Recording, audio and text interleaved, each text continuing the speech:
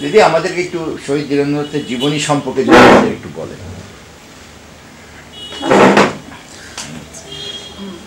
কোথায় জন্ম, কোথায়? শহীদ ধীরেন্দ্রনাথ দত্তের জন্ম হলো সে সময় ত্রিপুরা রাজ্যের ব্রাহ্মণবাড়িয়ার মহকুমার রামরায় নামক একটি গ্রামে ওনার জন্ম 1886 সালে 2রা নভেম্বর। কে কে ছিলেন পরিবারে? ওনার পরিবার, ওরা যৌথ পরিবার ছিলেন, মানে অনেক বড় পরিবার। তো ওনার বাবার নাম ছিলেন জগবন্ধু দত্ত, আর ওনারা ওই এলাকার জমিদারি ছিলেন। কিন্তু ওনার বাবাই এবং ওনার কাকা ওই জমিদারি প্রথা থেকে প্রথম বেরিয়ে এসে লিগ্যাল প্র্যাকটিসে যান। আচ্ছা। ওনার যে দীনবন্ধু দত্ত ছিলেন ওনার কাকা, খুবই লব্ধ প্রতিষ্ঠিত লয়ার ছিলেন ওই সময়কার ওই এলাকায়। আর ওনার বাবা সেরেস্তাদার ছিলেন এবং উনি নবীনগরে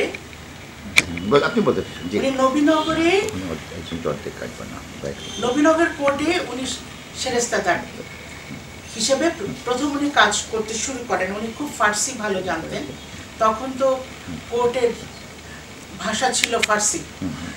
তো সে সময় ধীরেন্দ্রনাথ দত্ত খুবই অল্প বয়সে নবীনগরে চলে যান। তার যখন 8 বছর বয়স এবং ওনার আপন মা মারা যান যখন ধীরেন দত্তের 8 বছর বয়স। এইটা তার জীবনে একটা খুবই মানে কষ্টের একটা জায়গা ছিল এবং সেই ভেতরে তার বেদনাটা কিন্তু খুবই তীব্র একটা জায়গা। সেটা উনি নানাভাবে এটাকে ধারণও করেছেন এবং সেটাকে উনি পরে যখন ওনার বাবা দ্বিতীয় বিবাহ করেন তখন উনি ওই মাকে মাথায় তুলে রেখেছিলেন। ধীরেন দত্তের ভাই ছিল, একজন বড় ভাই ছিল, উনি কলেরা হয়ে মারা যান এবং তিনি খুব তাকে ভালোবাসতেন, অসম্ভব ভালোবাসতেন। এবং ধীরেন দত্তের যখন মা মরে যান তখন মায়ের মতো করে তাকে আদর করতেন। পরে যখন দ্বিতীয় বিবাহের পরে ওনার 3 বোন ছিল, আর একটা পর্যায়ে ধীরেন দত্ত চলে আসেন কুমিল্লাতে, কারণ তার লাইফটা অন্যরকম। তখন সে জমিদারি প্রথা একেবারে বিরোধিতা করে he entered into a professional life এবং উনি খুবই অল্প বয়সে এটা তো আমরা সবাই জানি যে ধীরেন দত্ত নবীনগর হাই স্কুল থেকে এন্ট্রান্স পাস করে রিপন কলেজে পড়তে চলে যান। সেই ইয়াং মানে সেই ইয়াং বেঙ্গল ওই গ্রুপের স্যার সুরেন্দ্রনাথ ব্যানার্জির ছায়াতলে তখন তারা যে দেশ আন্দোলন, মাতৃভূমির জন্য যে আন্দোলন শুরু হয় ব্রিটিশ বিরোধী আন্দোলনে, সেইখানে উনি কিন্তু খুবই অল্প বয়সে যোগদান করেন এবং ওই রিপন কলেজই তার জীবনের একটা টার্নিং পয়েন্ট। এবং রিপন কলেজে গিয়েই ছিলেন যে আমি দেশের জন্য আমি জীবন উৎসর্গ করব, সেই কারণে আমি ওইখানে এমন ব্যক্তির ছায়ায় আমি পড়াশোনা করব যাতে করে আমি তৈরি হতে পারি কিভাবে আমি স্বাধীনতা আন্দোলনে পরিষ্কারভাবে বুঝে আমি কাজ করা। এবং তার ভিতরে অত্যন্ত বিদ্রোহী ছিলেন, ছোটবেলা থেকে খুব বিদ্রোহী ছিলেন। তো সেটা আমরা শুনেছি যে এত বিদ্রোহী ছিলেন এবং উনি খুব অপছন্দ করতেন এই বর্ণপ্রথা এবং ব্রাহ্মণ্যবাদ।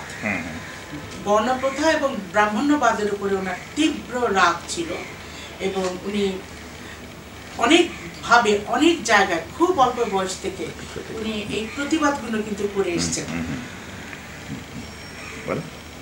মানে শিশুকাল থেকে সে প্রতিবাদী একটি মানুষ, প্রতিবাদী এবং খুব তেজি এবং খুব জেদি একটা মানুষ ছিলেন।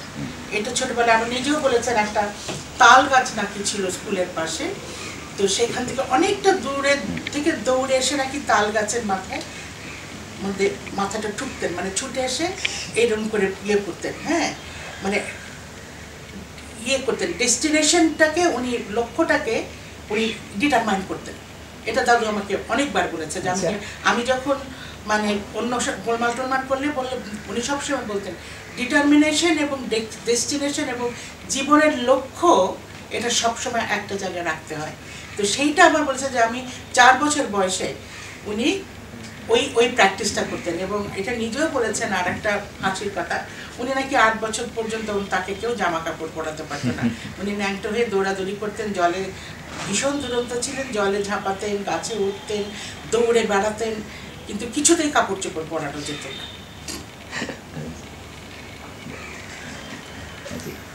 আচ্ছা দিদি, আপনি এখন একটু বলেন পারিবারিক জীবনে ধীরেন দত্ত কেমন মানুষ ছিলেন? পরিবারের অন্যান্য সদস্যদের প্রতি দায়িত্ববোধ কেমন ছিল? আমি ওকে সব পরিবারের সবাইকে তো দেখিনি, কারণ আমি যখন পেয়েছি ওকে তখন পার্টিশন হয়ে গেছে। তখন কিন্তু পরিবারের প্রত্যেকটি লোকের জন্য, ছোট বড় কাছের দূরের সমস্ত সবাই জন্য তার কর্তব্যের বিন্দুমাত্র ত্রুটি ছিল না, বিন্দুমাত্রও না। অসম্ভব কর্তব্য করার ছিল। হ্যাঁ তাই। হ্যাঁ, এটা একটা উদাহরণ বা কিছু যদি বলেন, আপনার প্রতি ওনার আচরণ কেমন ছিল? আমার প্রতি ওই তো কি বলবো, আমি তো এক কথা বলতে গেলে বললাম তো, যদি উনি না থাকতেন, আমার ওনার মতো মানুষকে না পেতাম, হয়তো আমি থাকতে পারতাম না। এতই আমাকে স্নেহ, এত স্নেহ, এবং শুধু না সম্মানের সঙ্গে স্নেহ করেছেন। আর কারণ যখনই যেটা হয়েছে, যদি বলেছেন এটা তোমার মনটা কি বলে বলো তো, মনটা কি বলে, ওই যে মায়ের কথাটা বলতেন, আপনাকে মা বলে ডাকতেন, বলতেন তুমি আমার মা ছাড়া কখন বলেন, কোনো দিন আমি শুনিনি উনি আমাকে নাম ধরে ডেকেছেন। সব সময় মা বলে ডেকেছেন। এবং কোনো একটা বিশেষ কারণে যখন আমি এরকম ঢাকার থেকে হাইকোর্ট থেকে কেস করেছি, উনি জেলখানা থাকা অবস্থায়, সেই কেস করে আমি যখন হয়েছে কুমিল্লায় গিয়েছি, উনি দাঁড়িয়ে রয়েছেন ওখানে, এসে আমাকে জড়িয়ে ধরে বলে, তুমি আমার কত জন্মের মা ছিলে গো মা। হ্যাঁ, এবং ওইটা বলছিলেন না, ও নিজের মা পশু মারা গিয়েছিল, ওইটা একটু বলেন, তাহলে আপনাকে মায়ের মতো দেখতে। ওই জন্যই তো, কারণ ওই নিজের মার অভাবটা সারা জীবন ঘন কষ্ট পেয়ে, মানে ভালো করে মনে নেই তাকে। আমাকে বলেছে না, আমার কোনো স্মৃতি নেই, শুধু আমাকে নিয়ে গেল ডেড বডিকে প্রণাম করতে, সেইটুকুই আমি আমার মনে আছে, আর আমার কিছু মনে নেই, এইটুকু মনে নেই। কিন্তু মায়ের এই যে কীভাবে ওকে, আমার মনে হয় ওকে চালিকা হিসেবেই কোথায় ওনার মার ছিল, যতদূর আমি দেখেছি আমার মনে হয় যে মা করে, এবং প্রত্যেকের উপরে ওনার নিজের বাবার উপরে অত্যন্ত শ্রদ্ধা ছিল, এই শ্রদ্ধাবান ছিলেন। আপনাকে তো খুব স্নেহ করতেন, আপনাকে তো খুব স্নেহ করতেন। হ্যাঁ, বলছি তো যে মা ছাড়ে, মা চিৎকার করে মা এদেরকে স্কুলে পাঠিয়ে গেছে, এদেরকে ডাকাডাকি নেই। কোর্ট থেকে আসলে রাস্তার আর এক মাথা থেকে মা তুমি মা করে এরকম এসছে ইয়েতে, যে তুমি কোথায় গেলে, তুমি আমি কেন বাইরে দাঁড়িয়ে নেই, আমি কি করে জানবো যে উনি কখন আসছেন।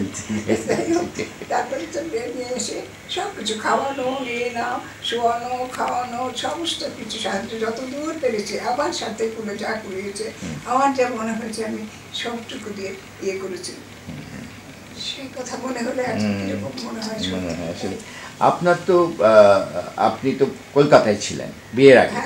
আচ্ছা, হ্যাঁ, ওই গল্পটা একটু বলেন তো, বিয়ের পরে পার্টিশন হলো, আপনি এদিকে আসেন, এটা একটু ডিটেল গল্পের মতো বলেন। আমাদের তো এদের পরিবার একরকম, আমাদের পরিবার আর একরকম, কেমন, কাজে আমার তো ধারণা করা সম্ভব নয় দিয়ে থেকে। আমি পার্টিশনের পরে তো তখন কলকাতায় ছিলাম 2 বছর কোথায়, হ্যাঁ এরকম।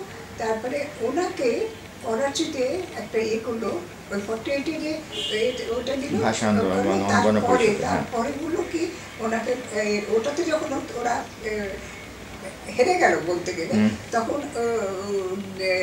বললো যে ওর ফ্যামিলি কেউ এখানে থাকে না, সব ইন্ডিয়াতে থাকে ফ্যামিলির মধ্যে শুধু মানে মেয়ের বিয়ে হয়ে গেছে, তারা তাদের শ্বশুর বাড়িতে রয়েছেন, যার শ্বশুর বাড়িতে। এখন একমাত্র আমি তখন উনি কলকাতায় 1953 15 মার্চ আমাকে রিপ্যাট্রিয়েশন করে, কারণ আইনের বাইরে উনি 1 পাও যাবেন, 1 পাও এই তো রিপ্যাট্রিয়েশন করে ওই 1953 15 মার্চ আমাকে নিয়ে এলেন এখানে নিয়ে এলেন। তার আগে আমি এসছি, তখন তো পাসপোর্ট ছিল না, তার আগে আমি এসছি এখানে নিয়ে আসতেন, যাওয়ার সময় দিয়ে দেবেন। ও তখন ছোট, তারপরে যাওয়ার সময় বাড়ি খালি বাড়িতে যাই হোক সে তারপরে এইভাবেই তো আমরা আস্তে আস্তে আস্তে আস্তে যাওয়াটা কমে যেতে লাগলো। ওরা যখন স্কুলে ভর্তি হলো তখন থেকে কমতে লাগলো। ছুটির সময় উনি করাচি যাওয়ার সময় দিয়ে যেতেন, কারণ খালি বাড়িতে এইটা খালি মনে হতো কেন ভীষণ হতেন না থেকে চল এই কলকাতায় দিয়ে উনি চলে যেতে দিয়েতে, তখন ডাইরেক্ট প্লেন ছিল না এখান থেকে করাচি, কলকাতায় দিয়ে আমাকে উনি যেতে আসার সময় আমার নিয়ে আসলেন। একবার আমি বলেছিলাম অনেক দিন বাবা আমার জাহাজে চড়ার, কারণ আমি তো জাহাজে অনেক জাহাজে উঠেছি অনেক, আমার জাহাজে এখন দেখি না, শুধু প্লেন আমার ভালো লাগে না প্লেন। তখন উনি বললেন এইবার আমরা জাহাজেই যাবো। তখন ওই গোয়ালন্দে দিয়ে একবার নিয়ে নেন, সে কি সুন্দর অভিজ্ঞতা আমাকে বলতে পারবো না। আর একটু পর পরে বলে কি খাবো এখন শিশুর মতো কি খাবো।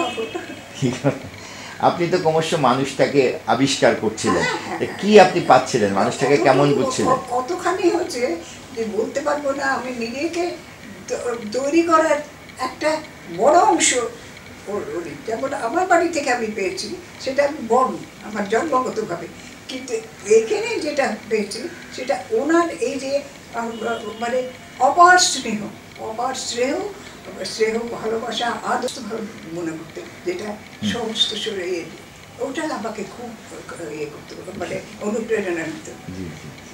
আচ্ছা, এই স্নেহটা কি ওনার শুধু আপনার প্রতিই ছিল না চারপাশের অন্যান্য মানুষদের প্রতি? সবার প্রতি। উনি কারোর প্রতি সহজে কোনোদিন খারাপ ব্যবহার করতে দেখিনি। রাস্তার লোক ডেকে এনে তাকে খাওয়ানো ইয়ে করানো এই করতে করতে আমার নিবন্ধ গেছে। আচ্ছা, তারপরে একদিন হচ্ছে কি রাত্রিবেলা রাত 2টোর সময়, যেটা বলে দিই 2টোর সময় আমাকে আমার রুমে নক করছে। তা আমি বললাম রাত্রি 2টোর সময় কে নক করছে? তো খুলে দেখি বাবা। উনি দাঁড়িয়ে বলে আমারে 5 টাকা দেওয়া নেই বাবা, 5 টাকা। তখন আমি বললাম খুব ভালো ডিনার দত্তর 5 টাকা চাইতে আমার কাছে এসেছে, খুব চমৎকার। না গোমা, আর আমার তো সকাল হলেই আমার টাকা হবে। আমার মক্কে সে এখন ব্রাহ্মণবাড়ি যাবে বাড়ি থেকে কাগজ আনতে, তার একটাও পয়সা নেই গাড়ি ভাড়াটা। তারপরে এটা তো দেওয়া হলো। তারপরে বললো তাকে একটু কিছু খাওয়া দিতে পারবে? আমি নিশ্চয়ই পারবো। মুড়ি চিড়া বললেন, মুড়ি চিড়ে কেন? আমি তখন আমাদের লোক খুব ভালো যারা ছিল বললাম মনে মা শিগগির ডিম সেদ্ধ আলু সেদ্ধ সব দিয়ে একটা ভাত তাড়াতাড়ি করে দাও। তারপরে সে করে সে যে কী বলতে মানে সেই লোকের চাইতে ওর মুখের তৃপ্তি আমি আজও ভুলতে পারবো না, সে চেহারা আমি ভুলতে পারবো না। তো মানে ওকালতিটা যত না একটা আর্থিক পেশা, তার চাইতে একটা সমাজ সেবার মতো ছিল না? ওকালতিটাও তাই একই অবস্থা, একরকম। মানে উনি ইয়ে করবেন না আর কি, যেটা মিথ্যা কোনো ক্রিমিনাল কেস উনি করতেন না, কিন্তু ক্রিমিনাল লয়ার আমার কাছে নিতে আসতো। খুবই যাত্রের অসম্ভব যাত্রের লয়ার ছিলেন, এবং সেই সময় মানে সাহেব জাজ দাদু ইয়েতে কোর্টে ঢুকলে সে দাঁড়িয়ে যেত। হ্যাঁ, হি ওয়াজ এ টাইগার। তো হি ওয়াজ এ টাইগার। এবং দাদু যত মক্কেল আসতেন তাদেরকে বোঝাতেন যে তোমরা কম্প্রোমাইজ করো। হ্যাঁ, কেন ভাইয়ে ভাইয়ে ঝগড়া করছো, কেন তোমরা নিজেদের ভেতরে এটা করছো, করে সর্বশান্ত হবে। হ্যাঁ, আর আমরা এদিকে বসে দাদুর কাছে সবাই এসে মিথ্যা কথা বলতে খেতে খেতে, বাবু হালের গরুটা বেচা আইছি, বেচা তো পয়সা বলে। দাদু আমি একটু আগে দেখেছি ওদের এরকম ক্ষতি আছে ভেতরে, অনেক টাকা ওরা বানানোর পেছনে গুনছিল। আমি বলে কি যা এখানে ভিতর থেকে। আমি কেন, আমি ভেন্টিলেটারে চড়ে দেখছি তো ওখানে অনেক টাকা, তুমি কেন ওর থেকে 5 টাকা দিয়ে যাচ্ছে খেতে খেতে তুমি নিচ্ছ? আমাদের তো বাড়িতে ঘরে চাল নেই। বলে না, আমাদের ব্যবস্থা হইব। মানে এটা সেবা মতো কাজ। হ্যাঁ, সমাজ সেবা, এবং তাদেরকে উল্টো কাপড়ও দেবে। আমার কাকু তো সব ইনচার্জ ছিলেন, কাকুকে বলতেন ফুলটু টাকায় যে কাকু যিনি, হ্যাঁ মানে সবকিছু, কারণ কাকুই সবকিছু আমাদের বাড়ির দেখাশোনা সবকিছু করতেন। ফুলটু টাকা ইয়ে করো, কি বলে, তার এখন টাকা দাও, তারে কাপড় কিনা দাও, তারে ট্রেনের টিকিট কিনা দাও। তার কাকু কইতে বলে, আপনি যদি এরকমই যদি খানা খুঁজছেন, তাহলে আমরা নিয়ে রামরালে থুয়ে দিয়ে আসলেই তো পারেন, আমাকে কেন কষ্ট করে এগুলো করার দরকার আছে। তখন খালি খুব চোখ বন্ধ করে হাসতেন, খুব সুন্দর, মানে হাসিটা, দাদুর হাসিটা যে এত সুন্দর, চোখগুলো টুইঙ্কলিং ছিল মনিটা, আর হাসলে সব চোখটা বন্ধ হয়ে যেত, আর মুখটার এত মিষ্টি, আর মানে আমরা যে অর্বাচীন, মানে সেটাই উনি বোঝাতেন যে আমরা যে কত নিম্ন পর্যায়ের মানুষ। তাই নয়, আমি নোয়াখালী যারা ক্লায়েন্ট আসতো বেশিরভাগই ওনার কাছে আসতো, কারণ বিনা পয়সা তো আর কেউ করবে না। তো তো বলছেন, তো আমি তোমাদের সব কিছু করবো, কিন্তু তোমাদের কাছে আমার কাছে একটা কথা বলতে হবে, তোমরা মিশে কথা বলতে হবে। সবাই মিথ্যা কথা। আচ্ছা, মিথ্যে কথা বলবো না, আমি তোমাদের সব কিছু করবো, তোমাদের খাওয়া পড়া সব দিয়ে আমি দেবো। শুধু তাই না, এই যে মানে কোর্টের একটা রিক্সাওয়ালাকে আমি একদিন দেখছি, বাবা রেইনকোটটা খুলে দিয়ে দিচ্ছে রিক্সাওয়ালাকে। তার বললাম, বৃষ্টি হচ্ছে, খুব বৃষ্টি, খুব বৃষ্টি। তো তো বললেন, না আমার তার আরেকটা রেইনকোট আমি জানি তুমি এনে নিল। তো কিন্তু ও যে ভিজে যাচ্ছে, ভিজে লোকটা যে অসুস্থ হয়ে পড়বে, তো ওর পরিবারটা চলবে কি করে? মানে এত ডিপ একটা সেকেন্ডের ভেতরে সেইগুলো, মানে একটা গভীর মানব প্রেম ছিল। ভীষণ। এটা ছোট একটা ঘটনা। দাদুর খুব ক্লোজেস্ট বন্ধু ছিলেন পলিটিক্যালি উল্টো দিকে। হ্যাঁ, দাদু তো হলো কংগ্রেসের, হ্যাঁ, আর দাদুর প্রাণের বন্ধু ছিলেন অনুশীলন পার্টির ত্রৈলোক্যনাথ মহারাজ। হ্যাঁ, আচ্ছা, প্রায় আসতেন ওনারা। তারপরে আসতে পরে হাত ধরে প্রচন্ড ঝগড়া করতেন খাটে বসে, এক খাটে বসে, কিন্তু ঝগড়া করছে কিন্তু হাত ধরে, তাদের উল্টো মত দিয়ে চলছে। ত্রৈলোক্যনাথ দাদু আসলে তো বাড়িতে খুব খাওয়া দাওয়া, কারণ উনি তো ওইখানে খাওয়া দাওয়ার যত্ন আত্মি কেউ করতো না, তো দৌড়ে সব আনতে গেছে, এনে টেনে আমাদের যে রান্না করে উনি বাজার করে ওই একটা দোকান থেকে বুঝি গরম মশলা কিনতে গেছে। গরম মশলা কিনতে যখন ফিরে এসে দেখেছে রিক্সাওয়ালা সব নিয়ে চলে গেছে, হ্যাঁ, পুরো বাজার, মুরগি মাছ সব নিয়ে চলে গেছে। তারপরে সে তো কাঁদতে কাঁদতে বাড়িতে এসছে, মানে ভয়ে। তখন দাদু বলছে, বলি কি হয়েছে? তখন হাও মাও করে কাঁদছে মনির মা, বলছে যে বাবু সব তো রিক্সাওয়ালা লইয়া গেছে গা। তখন দাদু বলছে, আমরা তো রোজই খাই। হ্যাঁ, একদিন ভালো করে খাইলো, কান্দো কেন? ভালোই তো হয়েছে, বাক্কা কাম করছে। বলে ভালোই তো হয়েছে, বাক্কা কাম করছে, বলে আমরা তো রোজই এরকম খাই।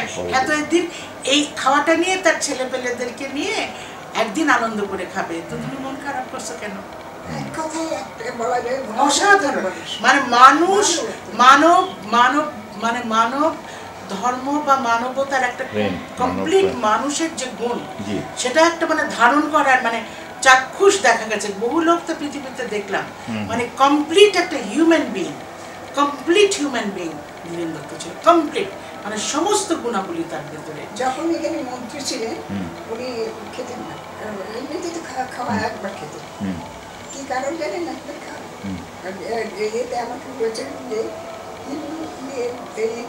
যারা বিধবা হয় তারা যদি একবেলা খেতে, একবারে তাদের মাছ মাংস খেতে পারবে না, বা তাহলে আমার স্ত্রী নেই, আমি কেন করবো? এর জন্যে করেছিলেন, তাকে সম্মানের জন্যই করেছিলেন।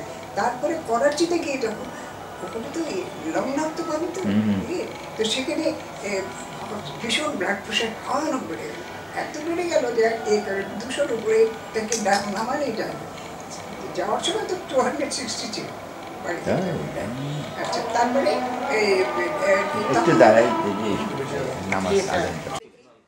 ব্রাহ্মণবাড়িয়ার হাকিম নদীতে চিৎকারে অস্থির হইয়া পড়িয়াছে। না, দাঁড়াও, ফ্যানটা অফ করো না, এটা আমরা এখন নিচ্ছি না, আমি প্রোগ্রামে বলবো তখন দিব। আমরা প্রপার শুট করবো যখন মাঝখানে।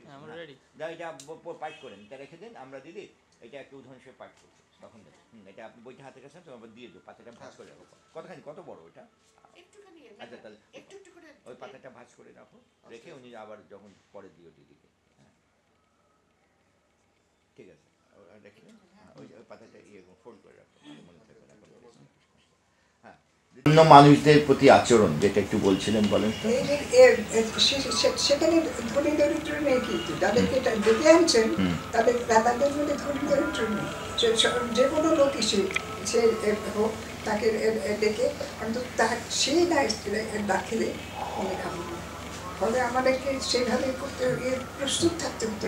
সব বাড়ি শুদ্ধ লোক বাড়িতে আমরা 3 জন, তখন তো রাহুল নেই, ও একা আর আমরা 3 জন, ওর কাকা আর বাবু আর আমি, এই তো 3 জন মানুষ। কিন্তু কাজের লোক 4 জন 5 জন, কিন্তু তারা মানে এক মুহূর্ত সময় পাচ্ছে না, বড় তো তাদের। তারপরে কিন্তু বিকেলের পরে তার কিছু খেতে ওই এসে কোর্ট থেকে এসে খেতে, তার রাত্রে খেতে ওইটা রেখেছিলেন। তবে পরে ওই করাচিতে ওই ব্লাড প্রেশার এর জন্য ওরা তখন বললো যে প্রোটিন খেতে হবে, মাংস না খাওয়া, মাছ খেতে হবে। তারপর তখন কোথায় এসে বললেন, তারপরে উনি মাছটা খেতেন, মাংস বড় খেতেন না, মাছ খেতেন, কিন্তু ওই টাটকা মাছ সেটা খেতেন। আর কিন্তু শেষে রাত্রিবেলা আমি একটা মানে 12টা বেজে গেলে, 12টা 1টা পর্যন্ত চেম্বারে বসে কাজ করছে। আমি 12টার সময়, 12টা বেজে গেলে গিয়ে নিয়ে বলতাম যে আপনি আসুন তো একটু ভেতরে। উনি ভাবতেন যে খুব একটা দরকার কিছু আছে, তো ভেতরে নিয়ে এসে আমি এইটা খাবো, মানে হরলিক্স খাবো। কি চমৎকার গো মা, অতি চমৎকার খেলাম। আচ্ছা, এত উইটি, এত সুন্দর। আর সবচেয়ে ভালো হচ্ছে এই যে উইটি জিনিসটা এত বেশি, এটা কুমিল্লার লোকের ভেতরে মানে প্রচুর ভাবে ছিল, কিন্তু ওর কাছে যতটা দেখেছি মানে এখন সেই কুমিল্লা শেষ হয়ে গেছে। আচ্ছা, উনি কি এনার এই সামাজিক বিষয় ইস্যু নিয়ে বাড়িতে আলাপ করতেন? পারিবারিক জীবনে কিছু করতেন নাকি? রাজনীতি হয়তো করতেন না, সামাজিক। আমি তাই জানি, আমি আর কাউরি কথা শুনতাম না, বলতাম না। বলেছে আমাকে ওনারা, বলছেন ওনার মেয়েরা বলেছে, ওনার বোনরা বলেছে, কিন্তু আমি সেগুলো উনি যেগুলো বলেছেন সামাজিক বিষয় নিয়ে খুবই আলাপ করতেন। যেমন আমাদের সাথে ভীষণ ভাবতো না, সকলের সাথেই। আমরা ছিলামই তো ঠিক না, বাড়ির লোক তারপরে বাইরে থেকে আসতো, তো সবাই ঘরের না, বাড়ির ভেতরেই দাদুর কাছে তো সবাই আসতো। সামাজিক রাজনৈতিক জিনিসগুলো যারা পর্দানসীন ছিলেন মহিলা, যারা একমাত্র বাবার কাছে ওরা আসতেন, ওদের কি ওদের এই একমাত্র বড় বড় ঘরে, যেমন নবাব বাড়ি, সৈয়দ বাড়ি, মলির বাড়ি, দারোগা বাড়ি, যেখানেরই আসেন যারা আসতেন, তারা এসে তাদের স্বামীরা কিরকম অত্যাচারী সেই কথা নালিশ করতে, তাই না? ওনার কাছে পর্দার দরকার মনে করতেন, এত ভালোবাসতেন ওনার কাছে। দাদা দাদা বলে এসে ঢুকলো, যে দাদা এসে ঢুকলো। আর উনি সাংঘাতিক মেয়েদেরকে সম্মান করতেন, মানে নারী শিক্ষা, বিশেষ করে মেয়েদের এম্পাওয়ারমেন্ট, মেয়েদের মুক্তি, এইটা তার একটা অসম্ভব বিশ্বাসের জায়গা। যেমন উনি সর্বদা বলেছেন মেয়েদের শিক্ষা ইজ এ মাস্ট। সেই কারণে ওনার এত কষ্টের মধ্যে উনি কিন্তু ওনার মেয়েদেরকে, মানে প্রথম মেয়েকে 12 বছরে উনি জেলে ছিলেন দেখে বিয়ে দিয়ে দিয়েছিলেন, 12 বছরে বিয়ে দিয়ে দিয়েছিলেন। তারপরের মেয়ে তখন স্কুলে পড়তেন, এবং তারা কিন্তু এই গান্ধীজির এই অসহযোগ আন্দোলনের সাথে আমার মেজো পিসিরা স্কুলে পড়তো, তারা খুবই ওতপ্রোতভাবে যুক্ত, বলে হ্যাঁ যা কর। আর তারপরে যে পিসিরা তাদেরকে কিন্তু, এবং বোন তাদেরকে উনি কিন্তু ইয়েতে রেখে, ব্রেবনে রেখে, তারপরে কলকাতায় ভিক্টোরিয়াতে রেখে উনি পড়াশোনা করিয়েছেন। বলছে দিস ইজ ফান্ডামেন্টাল। এবং একটা কথা বলতেন, এটা আমাকেও বলতেন খুবই, যে তোমাকে বলি বুয়া, কোনো কিছু না, তোমার মাটি আছে মাটি নাই, ঘর আছে ঘর নাই, টাকা আছে টাকা নাই, একটা জিনিস তোমার, সেটা হলো সবচেয়ে বড় অস্ত্র, সেটা হলো শিক্ষা। ওইটুকুনি আমি তোমায় দিয়ে যাব, এবং এটা দিয়ে তোমার জীবনে যুদ্ধ করতে হবে। এবং এটা বলতেন যে একটা পুরুষ যদি সৎ পথে থাকতে চায়, তার যদি আর কোনো কিছু যদি তার শিক্ষা নাও থাকে সে মুঠেগুড়ি করে খেতে পারবে, কিন্তু একটা মেয়ে যদি তার জীবনের সব থেকে বেশি বিপর্যয় মেয়েদেরই হয়, তার বিপদে পড়লে তার দেহ বিক্রি করা ছাড়া উপায় থাকে না।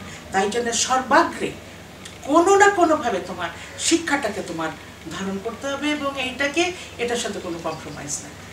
এটা অসাধারণভাবে সে জীবনে করেছেন, এবং ওনার স্ত্রীকে, যেমন ওনার স্ত্রীকে, ওনার মাকে, মানে উনি গুরুস্থানীয়, ওনার মাথার উপরে রেখেও বলেছেন, এবং জীবনে বলেছেন যে আমার দুইজন গুরু, আমার একজন হলেন আমার রাজনৈতিক গুরু, আরেকজন হলেন আমার জীবন দর্শনের গুরু। রাজনৈতিক গুরু হলেন ব্যারিস্টার আব্দুল রাসুল সাহেব, আর তার জীবন দর্শনের গুরু তার স্ত্রী সুরমালা দত্ত। বলতেন না না, একদম ওইভাবেই করেছে, ওইভাবেই বিশ্বাস করেছেন। খুব লাভিং হাজব্যান্ড ছিলেন না। আচ্ছা, আর অবরোধ প্রথা সবচেয়ে বাইরে বলতে স্বাধীন দেশে অবরোধ থাকবে কেন? আমি তো স্বাধীন দেশ পেয়েছি, তখনই বলতো স্বাধীন দেশে অবরোধ থাকবে কেন? কোনো মেয়ে অবরোধ থাকবে না, তাহলে আমরা সম্মান করবো কাকে? দিদি এবার একটু বলেন, এটা একটু ট্র্যাজিক, তবে একটু বলেন যে ওর মৃত্যু কিভাবে ঘটলো, 71 সালে উনি কিভাবে মারা গেলেন, একটু তারিখ দিয়ে যদি বলেন। ঢাকায় রাত 12টার সময় খুব একটা অশান্ত একটা সময় যাচ্ছিল, তখন ভয়ানক অশান্ত সময়। সমস্ত বাবরা ইয়েতে ইস্ট বেঙ্গল তখন সমস্তভাবে নানাভাবে অশান্ত, সবাই করছে, যারা মেয়েরা গুলি চালানো শিখছে, করছে, নানা রকম করছে, এসব করছে। এই হতে হতে হতে হতে একদিন রাত্রিবেলায় 25শে মার্চ, তখন 25শে মার্চ রাত্রিবেলায় দারোগাবাড়ির কামাল রহমান দৌড়ে এসে বলে গেল, দাদা কানে যে কি বললো জানি না, দৌড়ে চলে গেল একেবারে, যেতেও বোধহয় পারেনি, এইগুলি আরম্ভ হয়ে গেল। কারণ সবচেয়ে বড় ক্যান্টনমেন্ট কুমিল্লা, এবং আমাদের বাড়ির একদিকে ক্যান্টনমেন্ট, একদিকে বিবির বাজার, মানে বর্ডার, এই ক্রস সমান কি করে গুলি তার ভেতরে, তারা ওর খবর তার জানতে পারলাম না। কিন্তু তখন বাবা বললেন যে সর্বনাশ হয়ে গেছে, তো ফায়ারিং আরম্ভ হয়ে গেছে। এই কথা বলতে বলতে এটা ঢাকায়, কিন্তু ঢাকার থেকে এই 5 মিনিটের মধ্যে কুমিল্লাতে আরম্ভ হয়ে গেল। সেটা কি মানে আমরা কাপড় দিয়ে ভেন্টিলেটারগুলো আটকেছি সমস্তগুলো, তারপরেও থাকা যাচ্ছে না ঘরের ভেতরে, এরকম অবস্থা। আর তখন আস্তে আস্তে ওনার প্রেশার বাড়ছে, আর মাথা ধোয়াচ্ছি আমি, একবার মাথা ধোয়াচ্ছি, আমি একবার, ফুলটু একবার, আমি একবার, ফুলটু একবার, এরকম করতে করতে তারপরে আমি শুয়ে দিয়ে, তারপরে এটা হলো 3 দিনের দিন। আচ্ছা, শুয়ে দিয়ে 2 দিনের দিন আর ফির লিফট করলো খানিকক্ষণের জন্য। আচ্ছা, তখন সবাই এসে বললেন, পলিটিক্যাল ভদ্রলোকরাও, তারাও এসে বললেন যে দাদা আপনি কিন্তু প্রথম টার্গেট, শিক্ষিত, আপনি আসেন, তাহলে চলেন না। বলে আমি যাবো না, আমি যেমনি থাকবো, তোমরা যা পারো সকলে চলে যাও। আর আর্মির লোক পর্যন্ত এসছে, যে ওনাকে আমরা খবর পেয়েছি, আমরা তো বেরিয়ে এসছি, কিন্তু উনি তো বেরোতে পারবেন না। তা আমি বললাম যে চারদিকে আর্মি দিয়ে ঘেরা, গাড়ি দিয়ে। তারপরে বললেন যে না, তোমরা যাও, তোমরা দেশ স্বাধীন করো, আমি জিম্মি রইলাম, আমাকে যেরকমভাবে ইচ্ছে সেরকম মানুষের শুরু। আমার দরিদ্র জনগণ, মুসলমান জনগণকে ছেড়ে আমি এক পাও বাড়ি থেকে দেবো, একটা পাও না। সমস্ত কত লোক এসে তখন আমাদের তো ভর্তি চাই, চাল ডাল সমস্ত এসব দেশ গ্রামের বাড়ি থেকে আসতে ভর্তি, সমস্ত সব মিলিয়ে দেওয়া হচ্ছে, যাতে তারা কিছু পেলেও খেতে পারে, এরকম পারে, এইরকম অবস্থা দিয়েছি। তারপরে যেদিন এই ঘটনা হবে সেদিন আমি শুয়ে মাথা ধুয়ে খাইয়ে, ডাবের পানি খাইয়ে আমি শুয়ে দিয়ে মাথায় হাওয়া করে, খানিকক্ষণ হাওয়া করে, ফ্যান চলছে কিন্তু প্রেশার বেশি, তো ওই ফ্যানের হয় না। তো তারপরে এই করে আমি বোটে বাড়ি ঘরে এসছি, এর মধ্যে কলিং বেল, এই আমি দরজাটা বন্ধ করেছি, আমার সঙ্গে সঙ্গে কলিং বেল। তো কলিং বেল এসছে, তখন ফুলটু, আমার দেওয়ার ফুলটু এসে আমাকে ডক্টরছে, বলছে কী করবো এখন? আমি তুমি যেও না, আমি যাই। বলে না না তুমি যেও না। ও বলছে আমাকে তুমি যেও না, আমি বলছি ওকে তুমি যেও না। কিন্তু ও যে দৌড়ে গিয়েছে, তাই যেই দরজা খোলা, ওকে বোধহয় প্রথম দিন মানে প্রথম ওকেই অ্যাটাক করেছে, কিন্তু ওকে কী দিয়ে করেছে তা জানি না, তবে রক্তাক্ত হয়েছিল সমস্ত। তারপরে এরপরে তখন একটা ছেলে, একটা বেলুচ একটা ছেলে আমাদের এই দরজা এখানে আমাদের ওদিকে যেতে দিচ্ছে না। একদিক থেকে সে তার ডিউটি করেছে যে ওকে সমস্ত কিলার গুলি গালা শুরু হয়েছে, গুলি হচ্ছে না, গুলি হয়নি। হ্যাঁ গুলি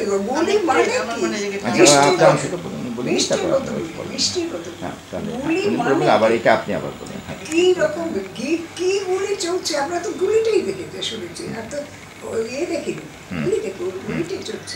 সেটা কি গুলি বলার বাইরে, মানে কত হাজার গুলি এখানে নষ্ট করেছে তার থেকে এই অবস্থা।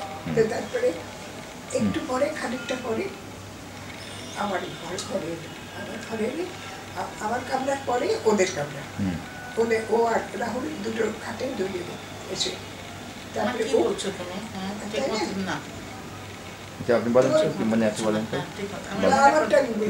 আমার ঘরে পাটনা হয়তো ওদের ঘরে গেছে, গিয়ে ওকে যখন বলেছে ও তখন তুমি ঠিক মতো বলছো না, যে এটা বলে এটা কিন্তু একদম হিস্ট্রি, এটা করলে আমার ঘরে এখানে আসে না, আমি এটা বলেন তারপর আমি আবার বলছি তোমার তুমি জানো কি আচ্ছা ওটা ওইভাবে না তো ভালো করে জানো। আচ্ছা আচ্ছা বলো, এটা পুরোটা অন্যরকম, মানে আচ্ছা বলেন, আপনি বলেন। একটা ইয়ে করতে হবে, কারণ এটা একদম আসল হিস্ট্রি তো মার এই জায়গাটা, মানে মার স্মৃতিতে নেই।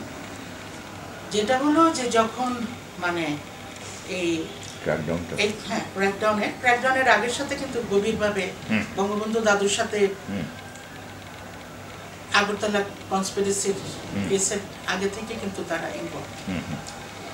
এটার সাথে অনেক মানে তাদের বৈঠক, রাতে অনেক বৈঠক, অনেক কিছু হয়েছে এবং রেগুলার সেটা হতো।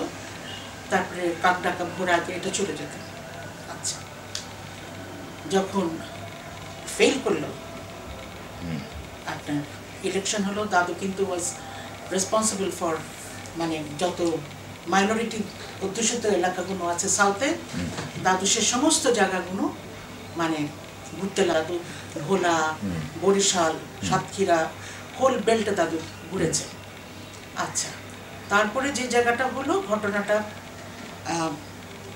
যখন ফেল করলো, দাদু প্রত্যেক দিনই বলছে যে এটা কোনো কারণেই, এই কথাটা দাদু পরিষ্কার বলছো যে ভুট্টো কোনো দিন পাওয়ার শেয়ার করবে না। It is so interesting, he doesn't know how to share power because he is son of Shahnawaz Bhutto. তারা সামন্ত রাজা এবং তারা এক ধরনের ট্রাইব, যে ট্রাইব কখনো শেয়ার করে না। কারণ আমি তো তাদের সাথে পলিটিক্স করেছি। 7th মার্চ যেদিন ইয়ে হলো আমাদের রেসকোর্সে, যেদিন ইয়ে ওঠা বঙ্গবন্ধু যে সেই যে ঘোষণা দিলেন, সেদিনই কিন্তু সেই দিনই সকালবেলায় মাকে পাঠিয়ে, আমি তখন ঢাকায় ইউনিভার্সিটিতে পড়ি, রোকেয়া হলে আমরা থাকি, মাকে দিয়ে আমাদেরকে পাশ দিয়ে, ডিসি থেকে পাশ দিয়ে কুমিল্লায় নিয়ে গেল। আমি যখন বাসায় নামলাম তখন এরকম 4টে, 4:30। কারণ কেন নিয়েছে, বলেছে যে দুদিক থেকে ব্লক হয়ে যাবে, এরপরে আর আনা যাবে না। আমি যেতেই দাদু আমাকে জড়িয়ে ধরে বলল যে তুমি এসেছো। আমি খুব রাগ করেছি, দাদু তুমি আমাকে আনলে কেন? বলে পরিষ্কার করলেন, দ্য ওয়ার হ্যাজ স্টার্টেড, মরলে একসাথে মরবো, বাঁচলে একসাথে বাঁচবো। তারপরে ক্রমান্বয়ে ডিটোরিয়েট করতে থাকলো। আমাদের বাড়িতে 7 তারিখেই ফ্ল্যাগ ওঠানো হলো। দাদু নিজে বলে এই মাটিতে এই স্বাধীন হবে এবং এই রক্ত, অনেক রক্ত যাবে, তার মধ্যে আমার রক্ত থাকবে, এবং সে পরিষ্কার সে নিজে জানতো। তারপরে যেটা হলো, এটা ক্রমশ ডিটোরিয়েট করছে 25 মার্চে যেটা হলো যে আমাদের বাসার কাছেই হলো আপনার পুলিশ লাইন, আর একটু দূরে কুমিল্লা ক্যান্টনমেন্ট। আপনার এরকম 12:30টার মধ্যে গোলাগুলি শুরু হয়ে গেল। তারপরে যেটা হলো, আমাদের বাড়ি খালি টহল, মানে ঘেরাও মতো হয়ে গেল। ধর্মসাগর পাড়ে আমাদের বাড়িটা, এবং মেন রাস্তা থেকে একদম ক্যান্টনমেন্ট এবং ইয়ের দিকে যেতে মানে মেন রাস্তা ওটা ছাড়া রাস্তা নেই, এটা খালি ঘুরতে থাকলো, মানে এভরি 5 মিনিটস আপনার 7-8টা করে মিলিটারি জিপ আর ট্রাক যাচ্ছে।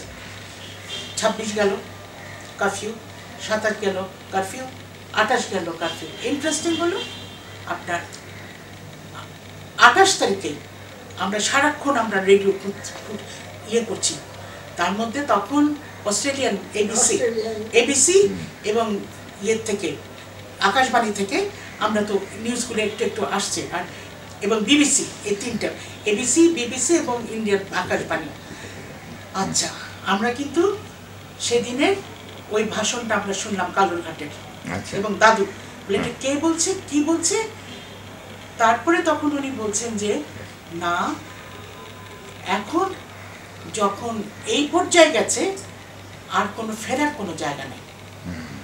28 গেল, সেদিন রাতটা মানে 28 রাত কমপ্লিট হলো, তাহলে ইংরেজি মতে 29 হয়, ইংরেজি মতে 29 হয়, ঠিক 1:30 কি 2টো হবে না, তার আগে যেটা হলো আমি বলি, 29 মার্চ ফার্স্ট মানে 28 তারিখ প্রথম কারফিউ লিফট করলো। লিফট করার পরেই দাদুর বন্ধু ছিলেন হবিবুর রহমান সাহেব, উনি ওই কাপ্তান বাজারের কাছে থাকতেন, উনি এরকম আরো বেশ কয়েকজন কুমিল্লার দাদুর বয়সের অনেক বন্ধু উকিলরা পার্টিকুলারলি ছুটে আসলো, এসে বললে, এবং পলিটিক্যাল কিছু লোকজন বলে দাদা শিগগিরই সরে যান, এই কারফিউ টাইম আমরা ইয়ে দিয়ে গোমতী দিয়ে ক্রস করে দেবো। তো দাদু বললো যে was I born a coward? I'm a patriot. I belong to this soil. আমি তো যাবো না তখন। এবং ওনারা বললো যে তাহলে প্রতিটি বুয়া, ফুলটু, রাহুল এদেরকে বললে যে না, আমার যা হবে ওদের সেম কনসিকুয়েন্স হবে। তো তখন খুবই রাগ লাগলো, আমি বললাম বলে কি, তখন আমি অনেকবার বলছি দাদু চলো, ওরা তো বলছে আমরা চলে যাই, দাদু বললাম না। তো তখন মনে হলো যে আমার একদম আমার জীবনে প্রথম মানে আমি এনকাউন্টার করেছি যে মৃত্যু যে সামনে দাঁড়িয়ে থাকে, হ্যাঁ, আমার তোর কোনো ওয়াল নেই, আমার কোনো দরজা নেই। এখন রাত্রিবেলায় এই প্রথম এই কয়দিনের মধ্যে একজন দাদুর আরেকজন বন্ধু ছিলেন অতীন্দ্রনাথ ভদ্র, উনি একটু দুধ পাঠালেন, ওই দুধ দিয়ে কোয়েকার ওটস করা হলো। তারপরে দাদু কোয়েকার ওটস করে একটু খেলেন, তারপরে দাদুর মাথা আমি ধোয়ালাম, দাদুর পিঠে একটা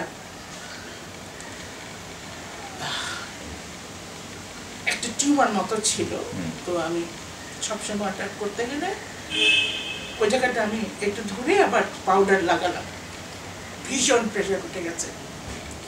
ঘরে এসে বসার ঘরে এরকম বসলেন, বসে বললেন যে মাদুর পাতো, মাদুর পেতেছি।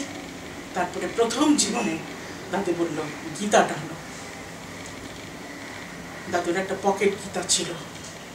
তারপরে উনি বললেন আমার ড্রয়ার থেকে লাল নীল পেন্সিল টানো, লাল নীল পেন্সিলটা যে উকিলদের যে পেন্সিলটা হলো।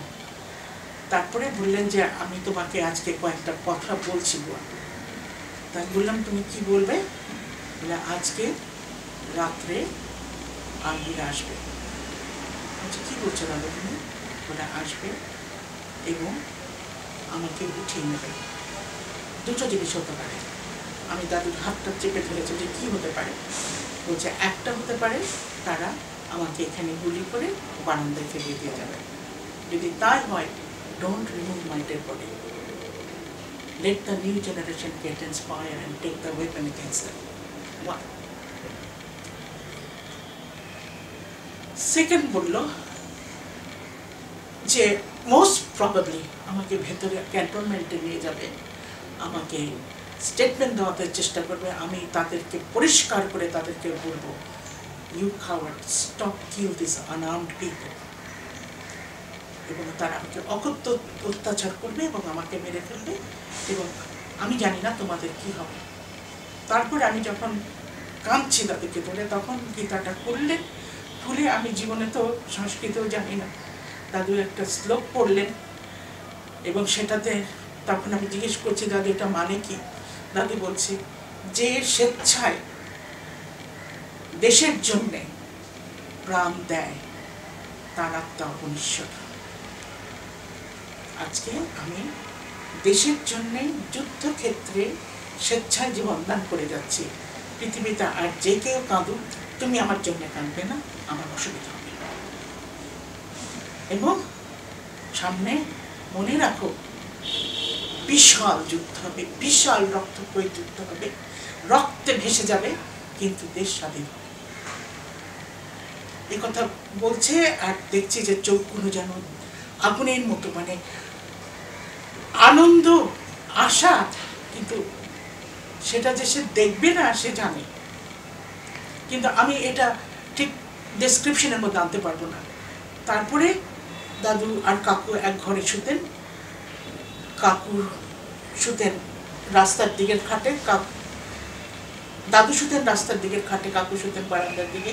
কাকু বললেন, বাবা গুলি হলে রাস্তার দিকে গুলি করছে, আপনি এই বারান্দার দিকে শোন, আমি এদিকে শুন। তারপরে দাদু, যেহেতু দাদুর কাকুর খাটটা আনফেমিলিয়ার, আমি সবসময় দাদু যখন থাকতাম দাদুর মশারি লাগিয়ে দিতাম, মানে কিন্তু দাদু ততক্ষণে প্রায় 500 মশা ঢুকিয়ে ফেলতেন। তারপরে আমি এটা একটা মজার ঘটনাই সবসময় থাকতো। তারপরে আমি দাদুকে যখন মশারি মুজে দিচ্ছি তখন উঠে, তখন হঠাৎ বলে, গো এসো তো, বলে আমাকে এরকম করে জীবনে কোনোদিন করেন না, মানে উনি মুখে আদর করতেন, কখনো খুব এরকম না। জীবনে ফার্স্ট টাইম আমার জ্ঞানে এরকম জড়িয়ে ধরে উনি আমার মুখ ধরে বললেন 3 বার, আমার দাদু বড় চমৎকার দাদু, আমার দাদু বড় চমৎকার দাদু, আমার দাদু বড় চমৎকার দাদু বলে he just threw me like this, মানে একদম একটা এরকম করে ধাক্কা দিল। কাকু বললে, কি করলেন? কোনো কথা না বলে ঘুরে ফিরে গেল। এখন মনে হয় মানে যত আশীর্বাদ ছিল ওই প্রোটেকশনের, সেটা সে ঢেলে দিয়ে চলে গেছে। তারপরে তো আমি ঘরে, আমরা শুয়ে পড়েছি। আমাদের প্রথমে কাচারি ঘর, তারপরে একটা প্যাসেজ, তারপরে ডান দিকে গিয়ে দাদুর ঘর, তারপরে আমাদের বসার ঘর, তারপরে মার ঘর, তারপরে আমাদের ঘর, তারপরে ভাড়ার ঘর, তারপরে খাওয়ার ঘর, তারপরে রান্নাঘর পেছনে। যেটা মা বললো যে এরকম প্রচন্ড ধাক্কা রাত 1টায়। আমি কাকু এসে জিজ্ঞেস করলো, কি করবো? মা বললো, আর কি করবে? তার জন্য করতে তখন একটা চিৎকার শোনা গেল, আর কিছু না। তারপরে অজস্র বুট, মানে মানে ঝনঝন ঝনঝন করছে, কিছু ভাঙছে, কিছু আর মানে বুট ওদিকটা তারা আমাদেরকে আটকে দিয়েছে। তারপরে মার ঘর ক্রস করে আমাদের ঘরে ঢুকেছে। আমি তখন একটা 2টো বেনি করা ছিল আমার, এরকম একটা নাইটি পরা এরকম।